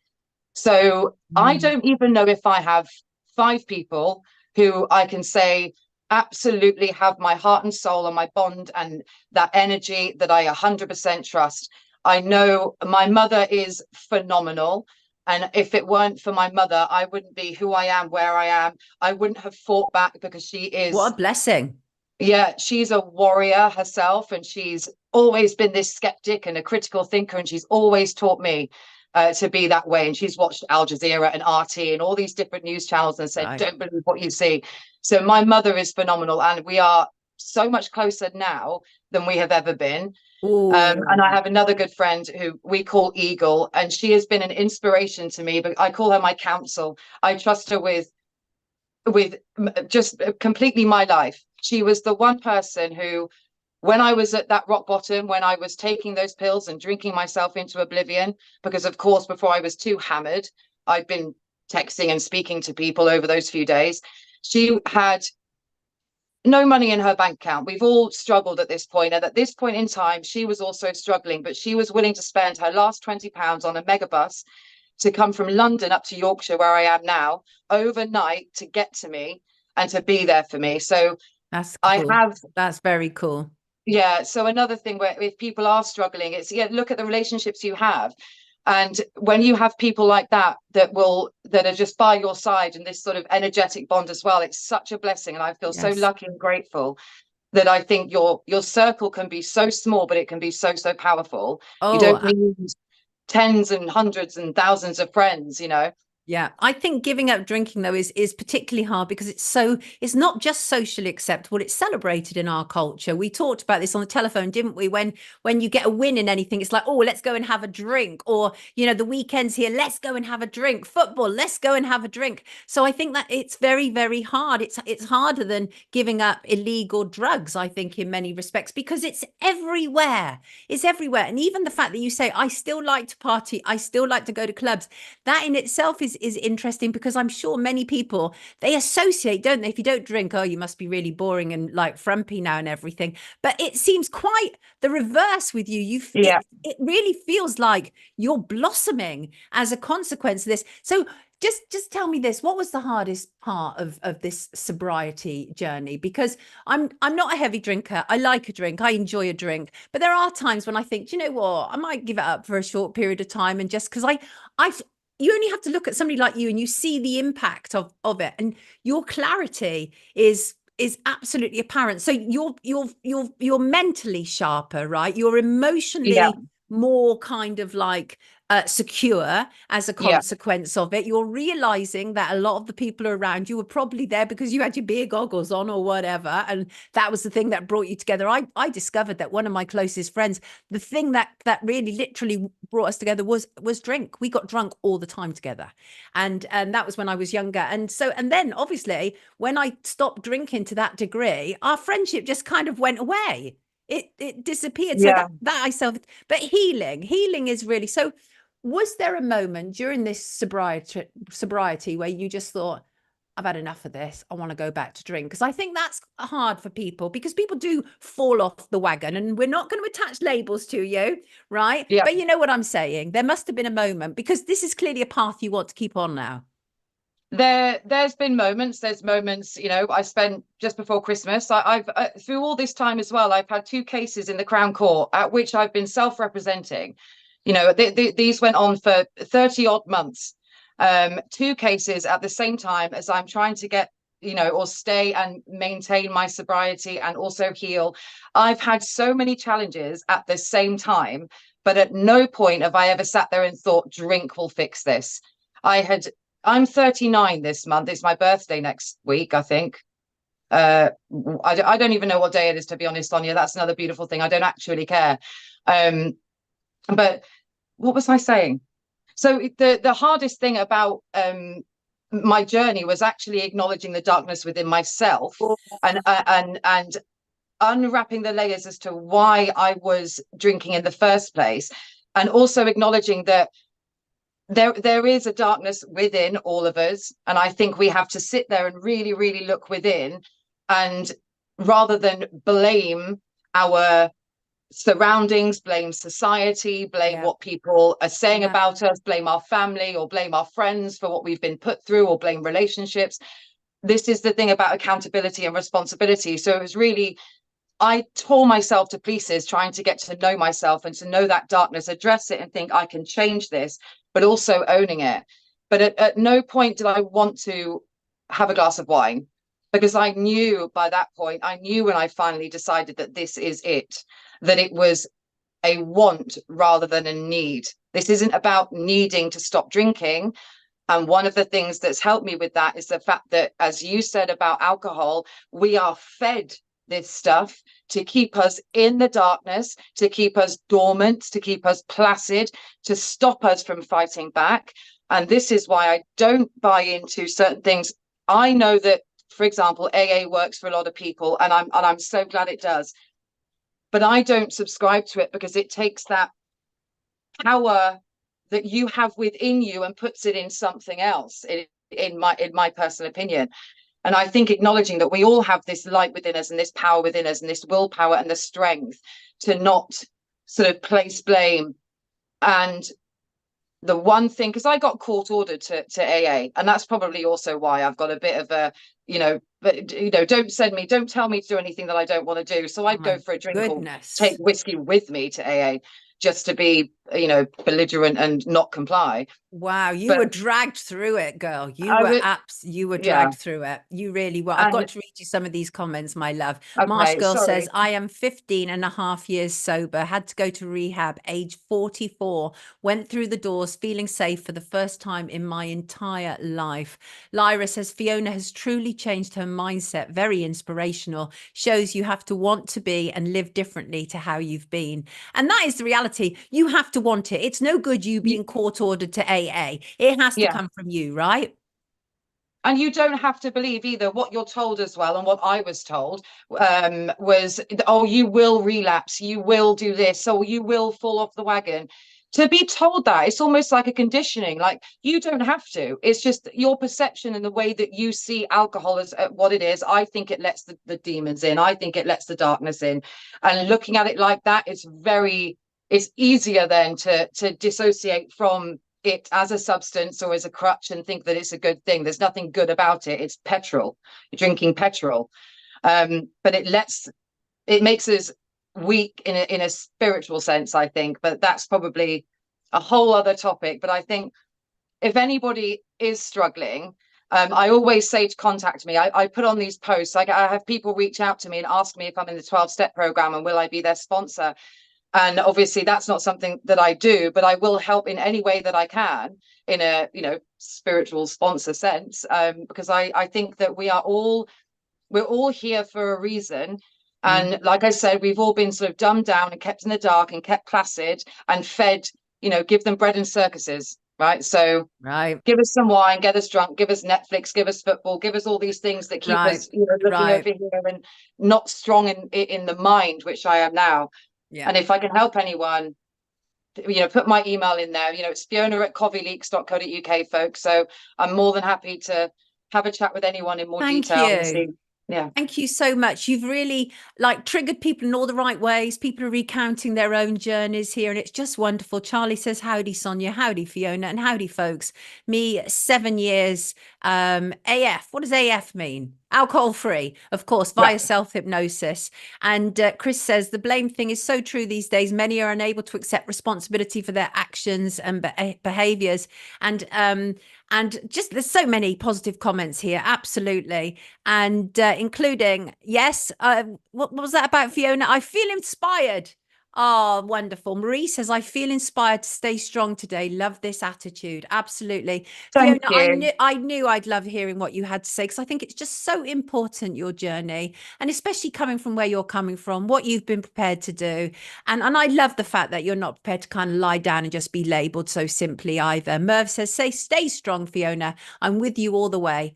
And he says, please return to the show. Absolutely. I did kind of warn her that this may happen. I think I did. So listen, Fiona, lovely to talk to you, darling. Everybody, this is Fiona Rose Diamond, or you can call her Fiona Heim, whatever you want, but be very, very clear. And that is, this woman has been on an incredible journey. And what's so amazing is she's not prepared. She's not afraid, rather, to tell you about it, which is what we all need more of. Because when people share that kind of level of vulnerability, it literally just sends out a message to the rest of us that we can do it. And I think that's wonderful. I really do. Teresa says it's a great way of saying it, what you had to say. It does let the darkness in. And I agree with you. It does. It lowers our defenses, doesn't it? And then anything can take place. Take good care of yourself. Have a wonderful week. Thank you for joining us this morning. Thank you so much. And thank you, everybody. Wonderful to have you with us. Lovely. Thank you, Fiona. Oh, she's lovely, isn't she? Yes, she's lovely. I know. I see your comments. Absolutely. And yes, well done. I think isn't that so hard, though? It's so hard. And thank you so much, Fiona, says Healing the Science. Well done, Fiona. Living legend, says Paula. Timmy, what was amen to? I saw Fiona at the James Delingpole event, 28th of June, and she looked very healthy and happy. She's looking healthy and happy, isn't she? Great guess, Sonia, says Fred. Right. Shall we talk about Dr. David Kelly? I think we should talk about Dr. David Kelly. And I need to bring up my X and my Instagram, because I've been asking people on those platforms, what are their thoughts? So 21 years ago today, David Christopher Kelly, a biological weapons expert for the government, was called to appear at a committee. This was the Parliamentary Intelligence and Security and Foreign Affairs Select Committees. 2 days later, he was found dead near his home in Oxfordshire, and we were told he had killed himself. He actually wasn't 2 days later he was found dead. He was actually found 3 days later on the 18th of July. And they said that he had killed himself on the 17th of July after he had gone for a walk near his home in Gloucestershire. He had been exposed as the source of the report that alleged that the government had sexed up a dossier. It became known as the Dodgy dossier. And this was used to take us into war and have us attack Iraq. And the Hutton inquiry, which was set up by Tony Blair, because it was Tony Blair's government at the time, found also that Dr. David Kelly had killed himself, though there had been no inquest into his death. When the new government came in, Attorney General Dominic Grieve, who was then the Conservative Attorney General, he was asked to order a new inquest into the death of Dr. David Kelly, and he refused. He said he was absolutely convinced that Dr. David Kelly had killed himself. And he's one of the few, frankly. So let's talk about this. Dr. David Kelly, he was a former head of the Defence Microbiology Division, who was working at Porton Down, a very secretive laboratory where they create bioweapons. We know that. He was appointed to the United Nations Special Commission in 1991 as one of its chief weapons inspectors in Iraq. He led 10 of the organization's missions between May 1991 and December 1998.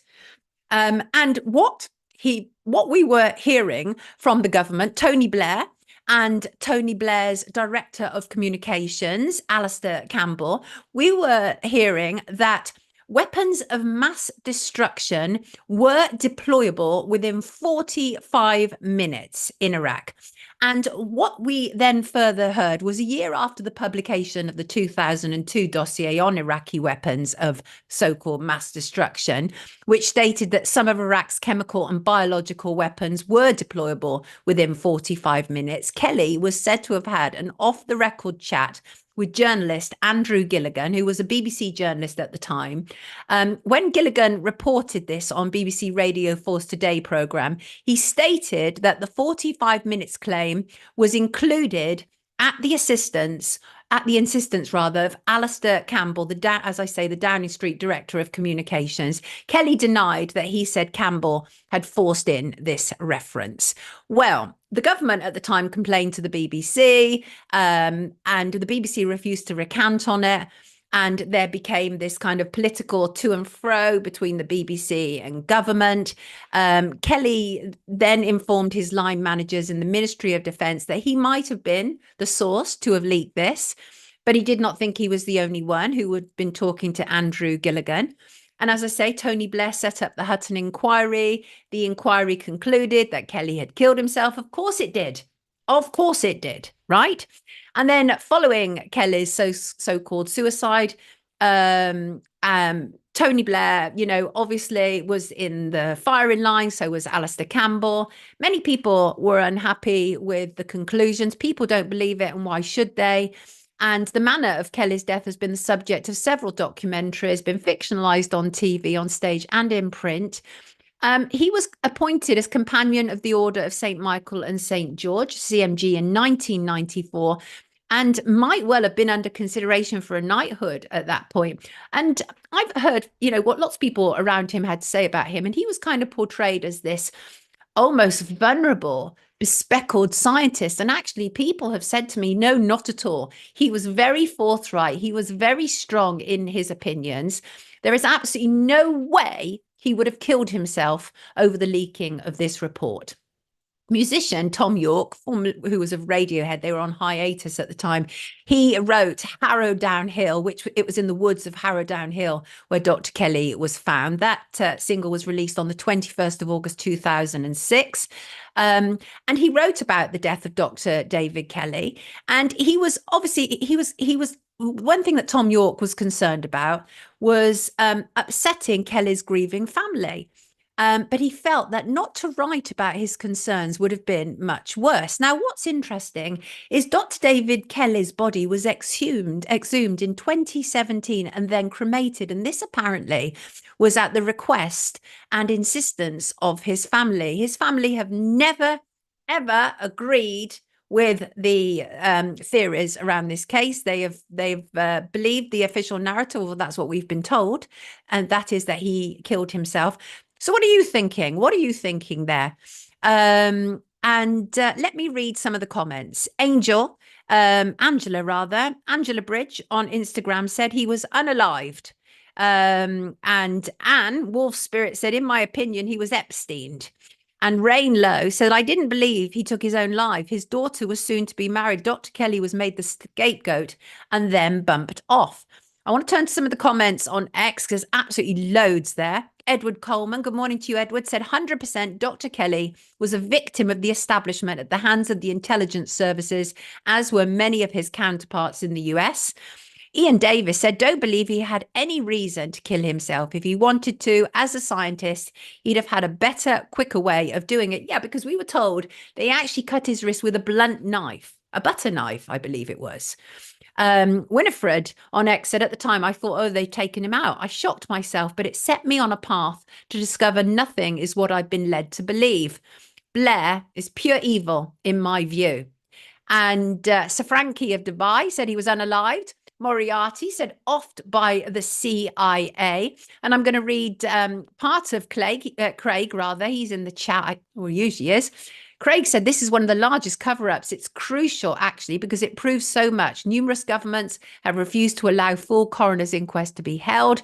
Hutton inquiry ensured that the microscopic investigation of the death, which would have happened during a coroner's inquest, never took place. Witnesses could not be compelled to attend. No evidence was given on oath.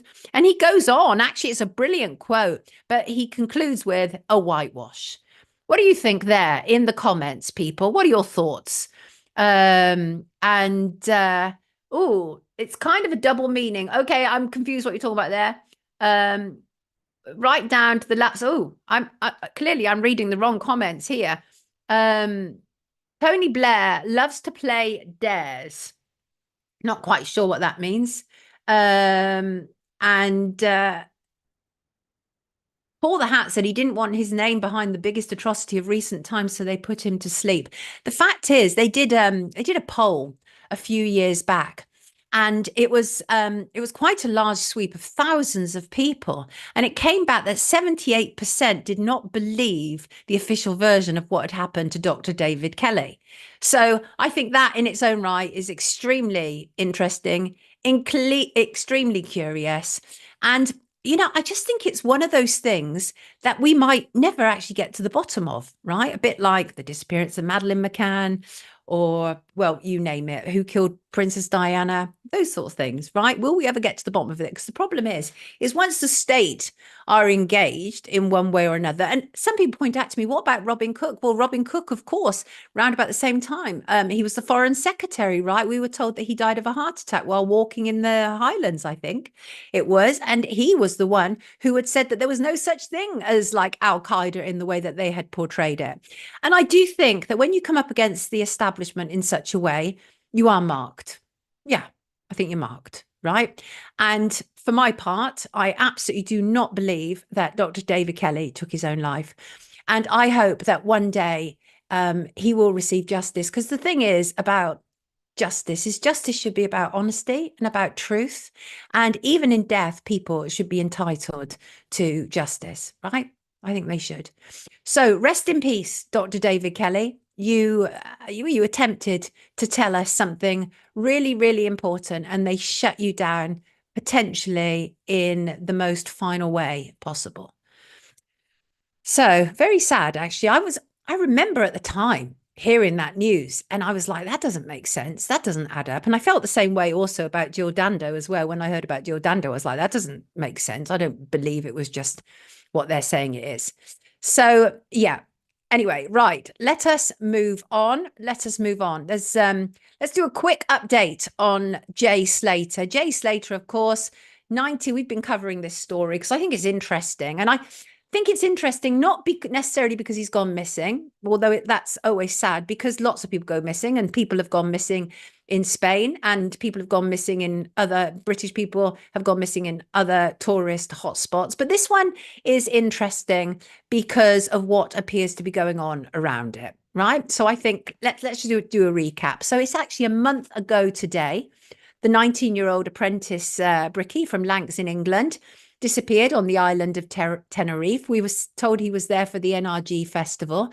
We've been told in recent weeks that he left the festival and he had been involved in the stealing of a £12,000 Rolex. We had Peter Hyatt on Friday's pre-recorded show, and Peter drilled down on some of the characters around Jay, including Jay's mum, including Lucy Law, and including Ayab Qasim, which is one of the last guys to have seen Jay, took Jay back to this Airbnb in Masca. The Airbnb had only been booked, I think, earlier that day under a different name.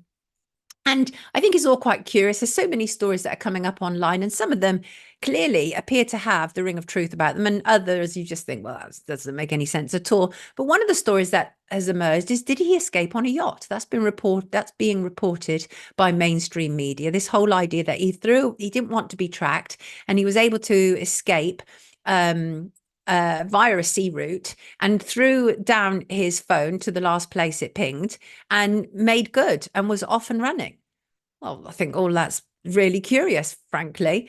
And but his mum, Debbie Duncan, very upset yesterday in a statement that was released via the British Overseas Missing Persons charity LBT Global. Debbie Duncan criticised the awful comments and conspiracy theories on social media. And she wrote, as we approach 4 weeks of our beautiful Jay's disappearance, we cannot put into words the heartache we are suffering as a family. And honestly, my heart goes out to you, because whatever he's done, and by all accounts, he's got quite a dark history. We've seen it. He's got a conviction for a very serious violent assault that he took part in, involving some of his friends against one lad. So we've seen that. He's got a dark, violent history that he's certainly been involved in and been convicted for. But nonetheless, a mum is still a mum and a dad is still a dad, right? And you do, for the most part, still love your children regardless. And she says Jay is a typical young man who loves life with a bright future ahead of him. I would disagree with that. I don't think he's a typical young man. I don't think typical young men are violent. No, I don't. And but she said this month will mark the end of his 3-year apprenticeship with the world at his feet. He is loved by everyone. I don't think so. And has a close bond with his family and many, many friends. We would also like to say we are aware of the awful comments and conspiracy theories that are filling social media. Here's the thing. There's an awful lot of stuff that has been said on social media that is forming the intelligence for this investigation, because obviously Spanish police gave up searching after, I think it was 12 days. And now we're hearing this weekend that the Spanish authorities of that area are charging people to access that area, which is weird. Obviously, we've had TV cop Mark Williams Thomas hop over there for his moment in the spotlight. He loves to leap on these kind of criminal cases, and he's gotten involved with the family. And also the dogs have been brought in. Interesting, dogs have been brought in.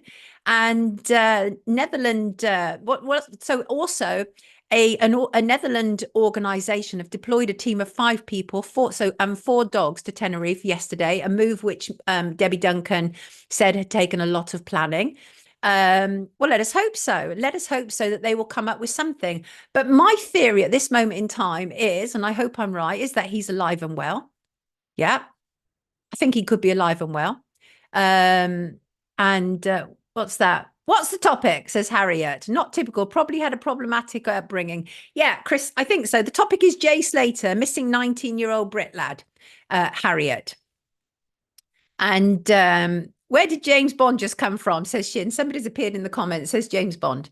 So yeah, I think he did probably have a difficult background, no doubt about it. And it could well be that has some relevance on his disappearance. Could be. And I wonder if these dogs will be accused of lying as well. I wonder what you could be referring to there. I've heard that quote loads recently. Yes, that's right, because obviously world famous dogs, Martin Grimes, world famous dogs, Eddie and Keela were taken over to search the properties where Madeleine McCann had been reported missing from. And it, obviously, very controversially and famously, the dogs alerted in the apartment that Madeleine was reported missing from, a car that the McCanns had hired several weeks later, but they never alerted in any of the apartments belonging to any of the other friends who were on that holiday, which of course is interesting. They also alerted to Madeleine's toy, to pajamas, and to the new holiday apartment that Kate and Jerry moved into when apartment 5A became a crime scene. And Humphrey believes this is a ploy to stop people from traveling. Oh, right. James, are you really in Tenerife sipping vodka martinis shaken, not stirred? I'm not convinced by that, James. I'm not. And that area has now, yes, Healing the Silence, that area has now become a paid tourist attraction, a tourist attraction within a tourist attraction. Yes, it's absolute madness, isn't it? Doesn't make any sense. What's this? Oh, what are you up to? What are you up to, MK Ultra? You got to shoot, though. Helena Fleming, a point bio resonance. Thank you, Sonia and chat lovelies. Have a great week with love in your hearts. Thank you. You too, my lovely. Scott Morrison is what? What's Scott Morrison, people? I don't know if I'm keeping up with what's going on here, but anyway, looks good. Oh, right. Let me move on. Elon Musk did an interesting tweet. I'm going to read it to you. The European Commission offered X an illegal secret deal if we quietly censored speech without telling anyone, they would not fine us. The other platforms accepted that deal. X did not. Now, this is interesting, right? The European Commission is the EU's politically so-called independent executive arm. It's responsible for drawing up proposals for new European legislation. It implements the decisions of the European Parliament and the Council of the EU. And what we have heard, of course, is that X does obey laws according to individual countries, because that is generally what platforms do. But Elon Musk was not prepared to cut a secret deal with them. And now they've come out against him on X, saying, in our view, X doesn't comply in terms of key transparency areas. It misleads users, fails to provide adequate ad repository, and blocks access to data for researchers. It's the first time we issue preliminary findings under the Digital Services Act. This is interesting because on the one hand, we have Elon Musk who's saying free speech, although lots of people who've been shadow banned on X would disagree with him that is actually what happens on X. But on the other hand, he's telling us that they tried to cut this secret deal with him and he refused. So I think we need to watch that, because that is very curious indeed. It's a dictatorial club, you know. Obviously led by Ursula von der Leyen. She is the 13th president of the European Commission. She's been in that position since 2019. She served in the German federal government between 2005 and 2019. She held positions in Angela Merkel's cabinet. Most recently, she was the Federal Minister of Defense. But anybody with any good common sense is suspicious of the European Commission. And so they should be. Right? So they should be. But the fact that we are hearing that they were trying to cut a secret deal with Elon Musk, and he's saying, actually, this is what happened, is really interesting, I think. Really interesting. And I'll tell you what else is interesting. What on earth was going on around Bristol's Clifton Suspension Bridge this weekend, right?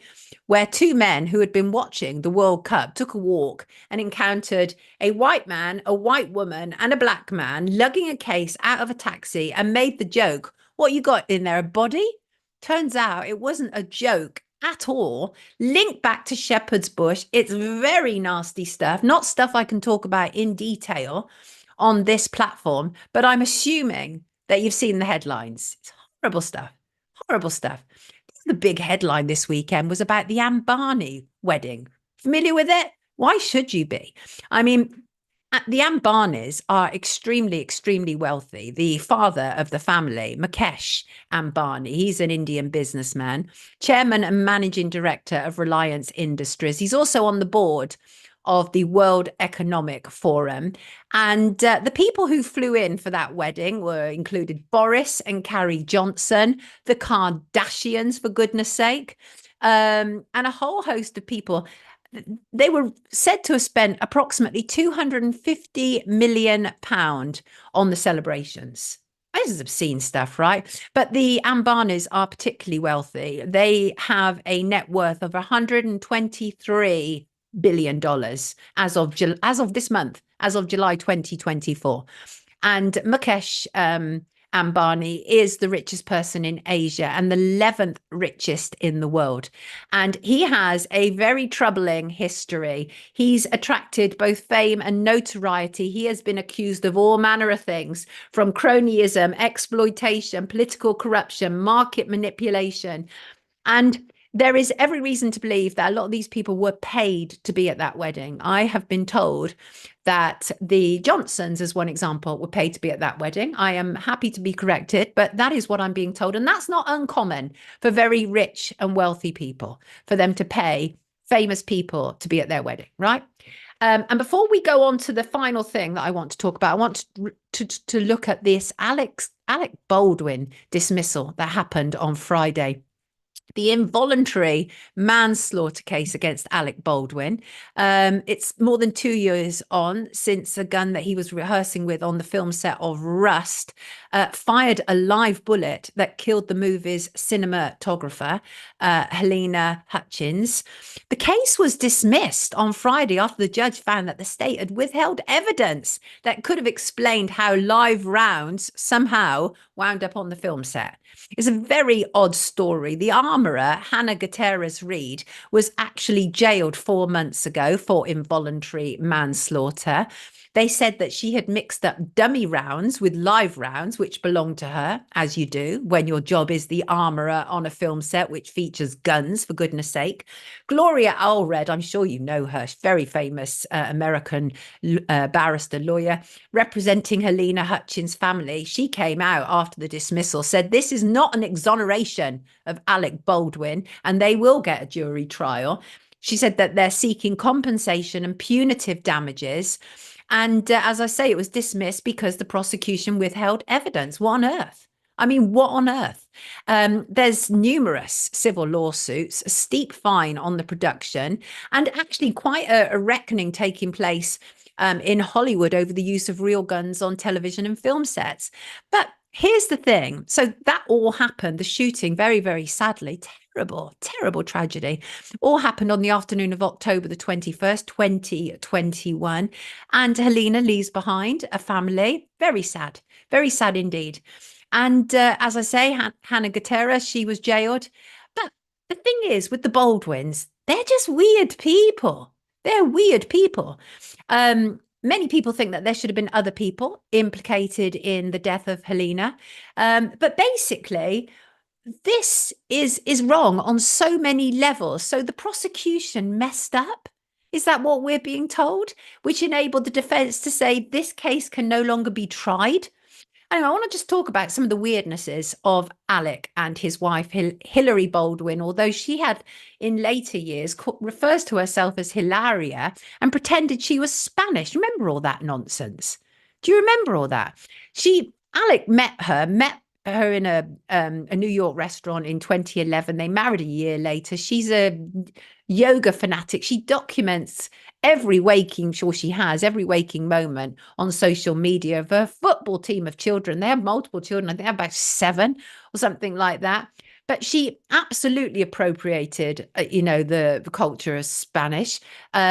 She was actually born Hillary Thompson to white American parents in Boston. Not saying you're not white if you're Spanish, but she made a big deal about that.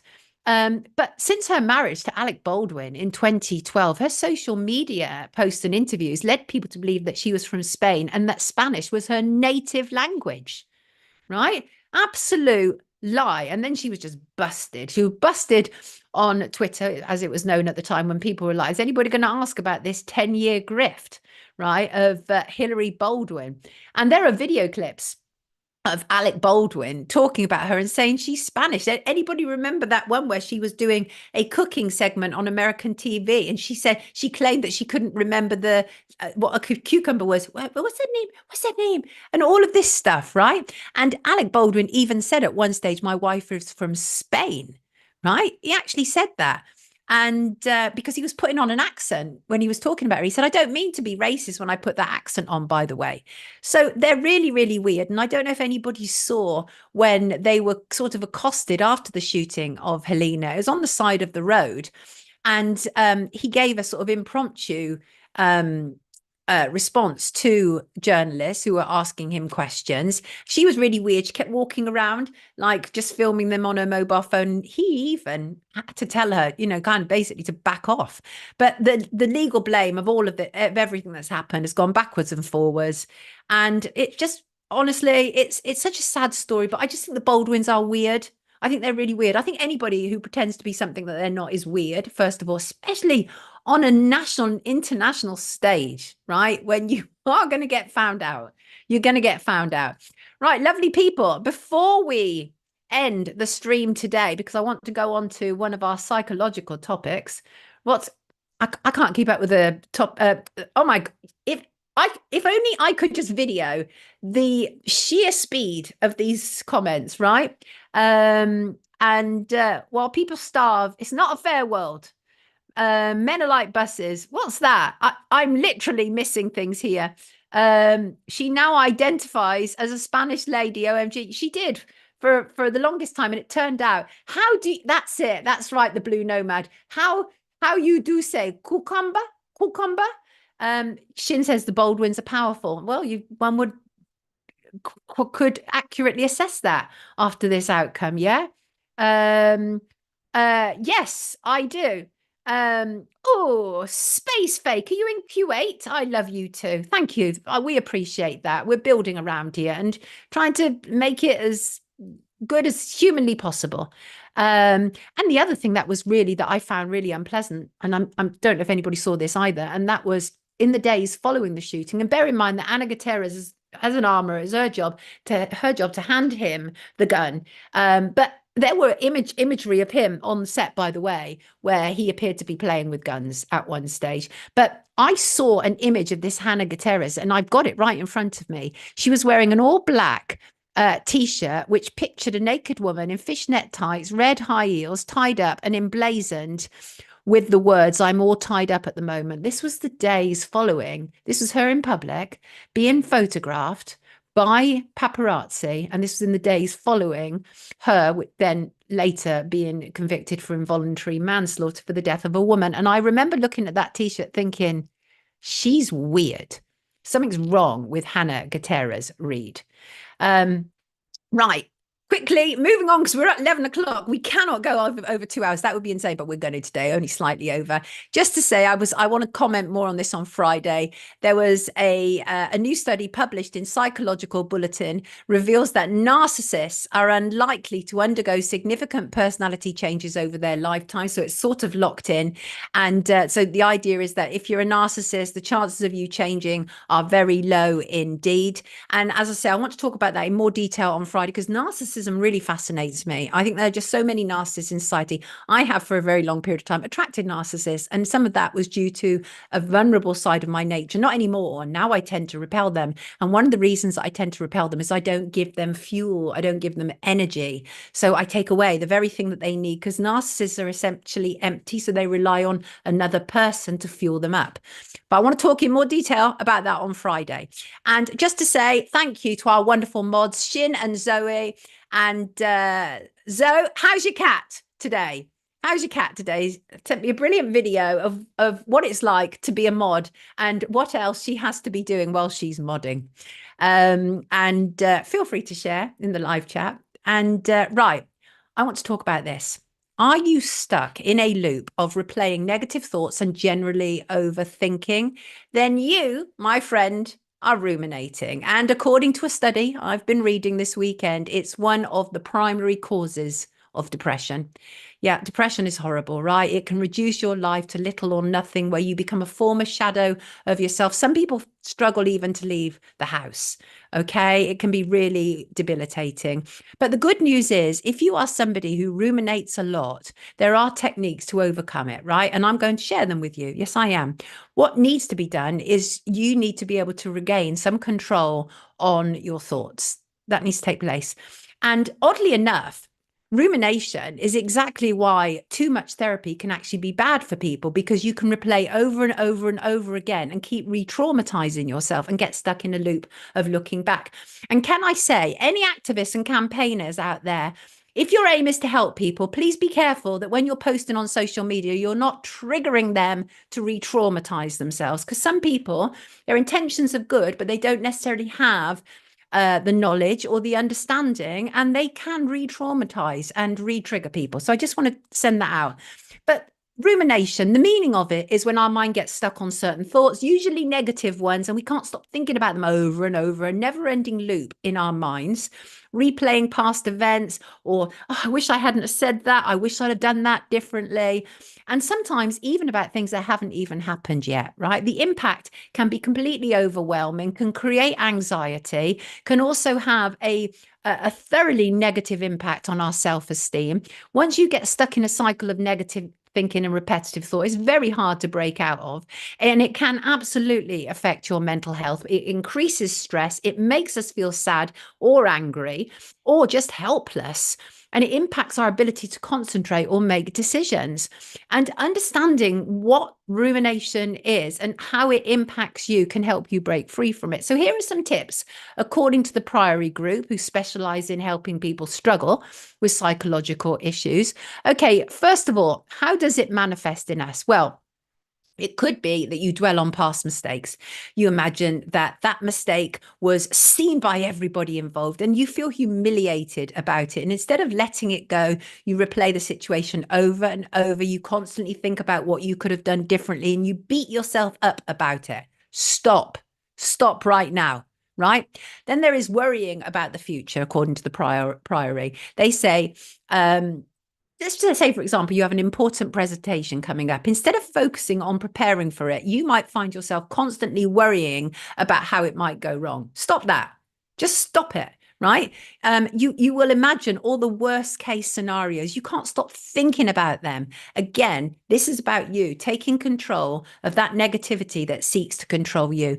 Over analyzing interactions, that's another way that people ruminate. Have you ever had a conversation with someone afterwards you just can't stop thinking about it? You wish you hadn't said this, or you wish you had said that.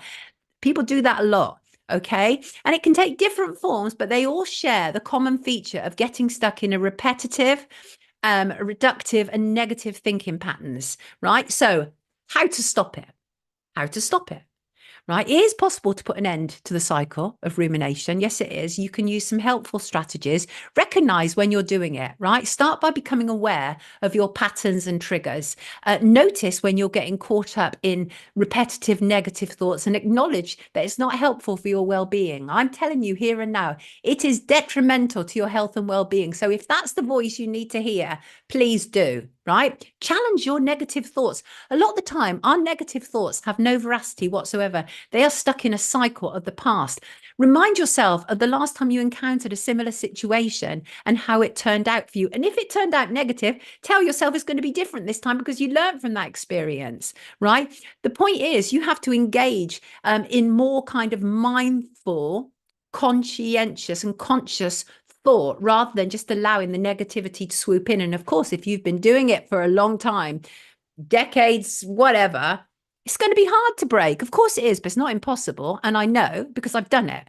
I've done it. I used to do it a lot. I think that probably was what was partly responsible for me also suffering from depression, is because I used to go through all the same things. Not anymore. Not anymore. And I'll tell you how I deal with things now, right?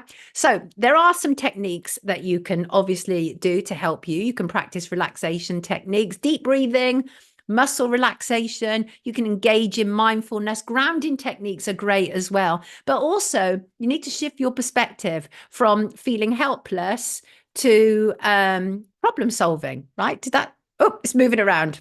My camera's moving around. My camera's getting into the mode now saying, hold on a second. What's going on here? So shift your perspective from feeling helpless to problem solving and set boundaries, because sometimes some of the problems that people have with rumination is that they feel they've allowed other people to take advantage of them or haven't defined their boundaries good enough. And all of those things are things that I have done, which is why I now have tackled it and I'm on top of it. But also don't be afraid to seek help. Sometimes you need professional help for these things. If you are stuck, then do not be afraid to reach out. And also talk to trusted friends and family. Be patient with yourself. Breaking free can take time and effort. If ruminating has been a default position for you for as long as you can remember, don't expect to overcome it overnight, but you can overcome it. Yes, you can. I have, as I say, I used to do it a lot. Now I ask myself questions when something looks like it's going to replay over and over. I ask myself this: have I done all I can in this situation? Do I need better preparation? Do I need to apologize to somebody? Do I need to rectify it in some way? If the answer is no, then I take that as a sign that I'm sort of embarking on. No, let me say that again. If the answer is no, if I haven't done as much as I could, then I take that as a sign I must. If I must apologize to somebody, I must. If I must rectify this situation, then I must. However, if I ask myself the situation, have I done all I can in this situation? And the answer comes back as yes, then that is a sign that I'm not allowed to take myself back into the old habit of ruminating about something. And, distract yourself also, but become conscious of it. The moment you start to slip into it, that over and over repetitive pattern, say, I know what I'm doing here. I know what's taking place here, and I won't allow you to do it. However, you need to talk to yourself in order to be able to essentially call yourself out, because that's you doing that to you, right? It's never too late to start. Start now. Start now. Tell yourself you deserve a more positive and peaceful future, and go get it organized. And as I say, if you need to reach out for help, do. But the Priory came up with a really good tip.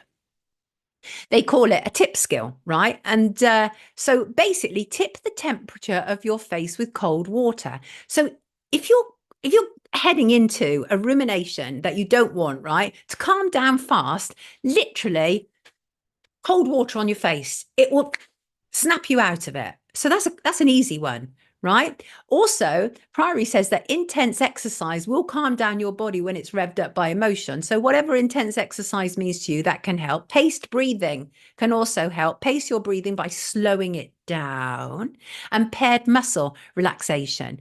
And as I say, if you need help, get it. If you can manage it yourself, do that too. Either way, break the mold, because you've got this. Yes, you have. You've got this. I believe in you, and I believe that you believe in yourself too, right?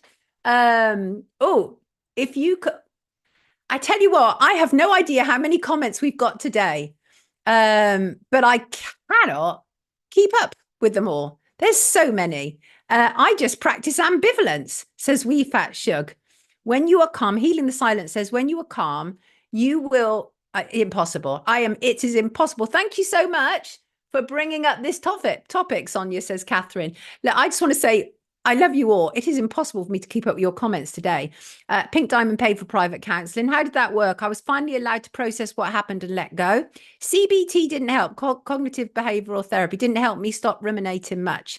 A great way, this is Healing the Silence, a great way to refocus, move away from where you are sitting, laying down, and name something you can see. You can smell, eat something, and focus on the taste, etc. Try this if you haven't already. Marie says, hold an ice cube if you get urges. Great idea. Fast blinking is intense exercise for me, says Fred. Fred, you sound like my kind of person. No, Hugh, you're lovely, but we cannot do 52 more minutes. No, that would take us to midday, and that would be insane. I'm going to finish today on a quote about ruminating thoughts, right? And it's really simple. It's this. First of all, I just want to say thank you to everybody who's joined us today. Thank you. And always continue advising and asking me who you'd like to appear, what subjects you'd like us to cover. Just let me know. And we're prepared to look at it from all different angles, because we don't get that opportunity, obviously, in legacy media. I cannot believe it's 11:10 people. Right. We're going to end on this quote. And that is, ruminating thoughts make you a captive of your own mind. You know what to do, people. Set yourself free, because you're worth it. See you Friday. Have a fantastic, amazing week. You deserve it. Take good care of yourself. See you Friday.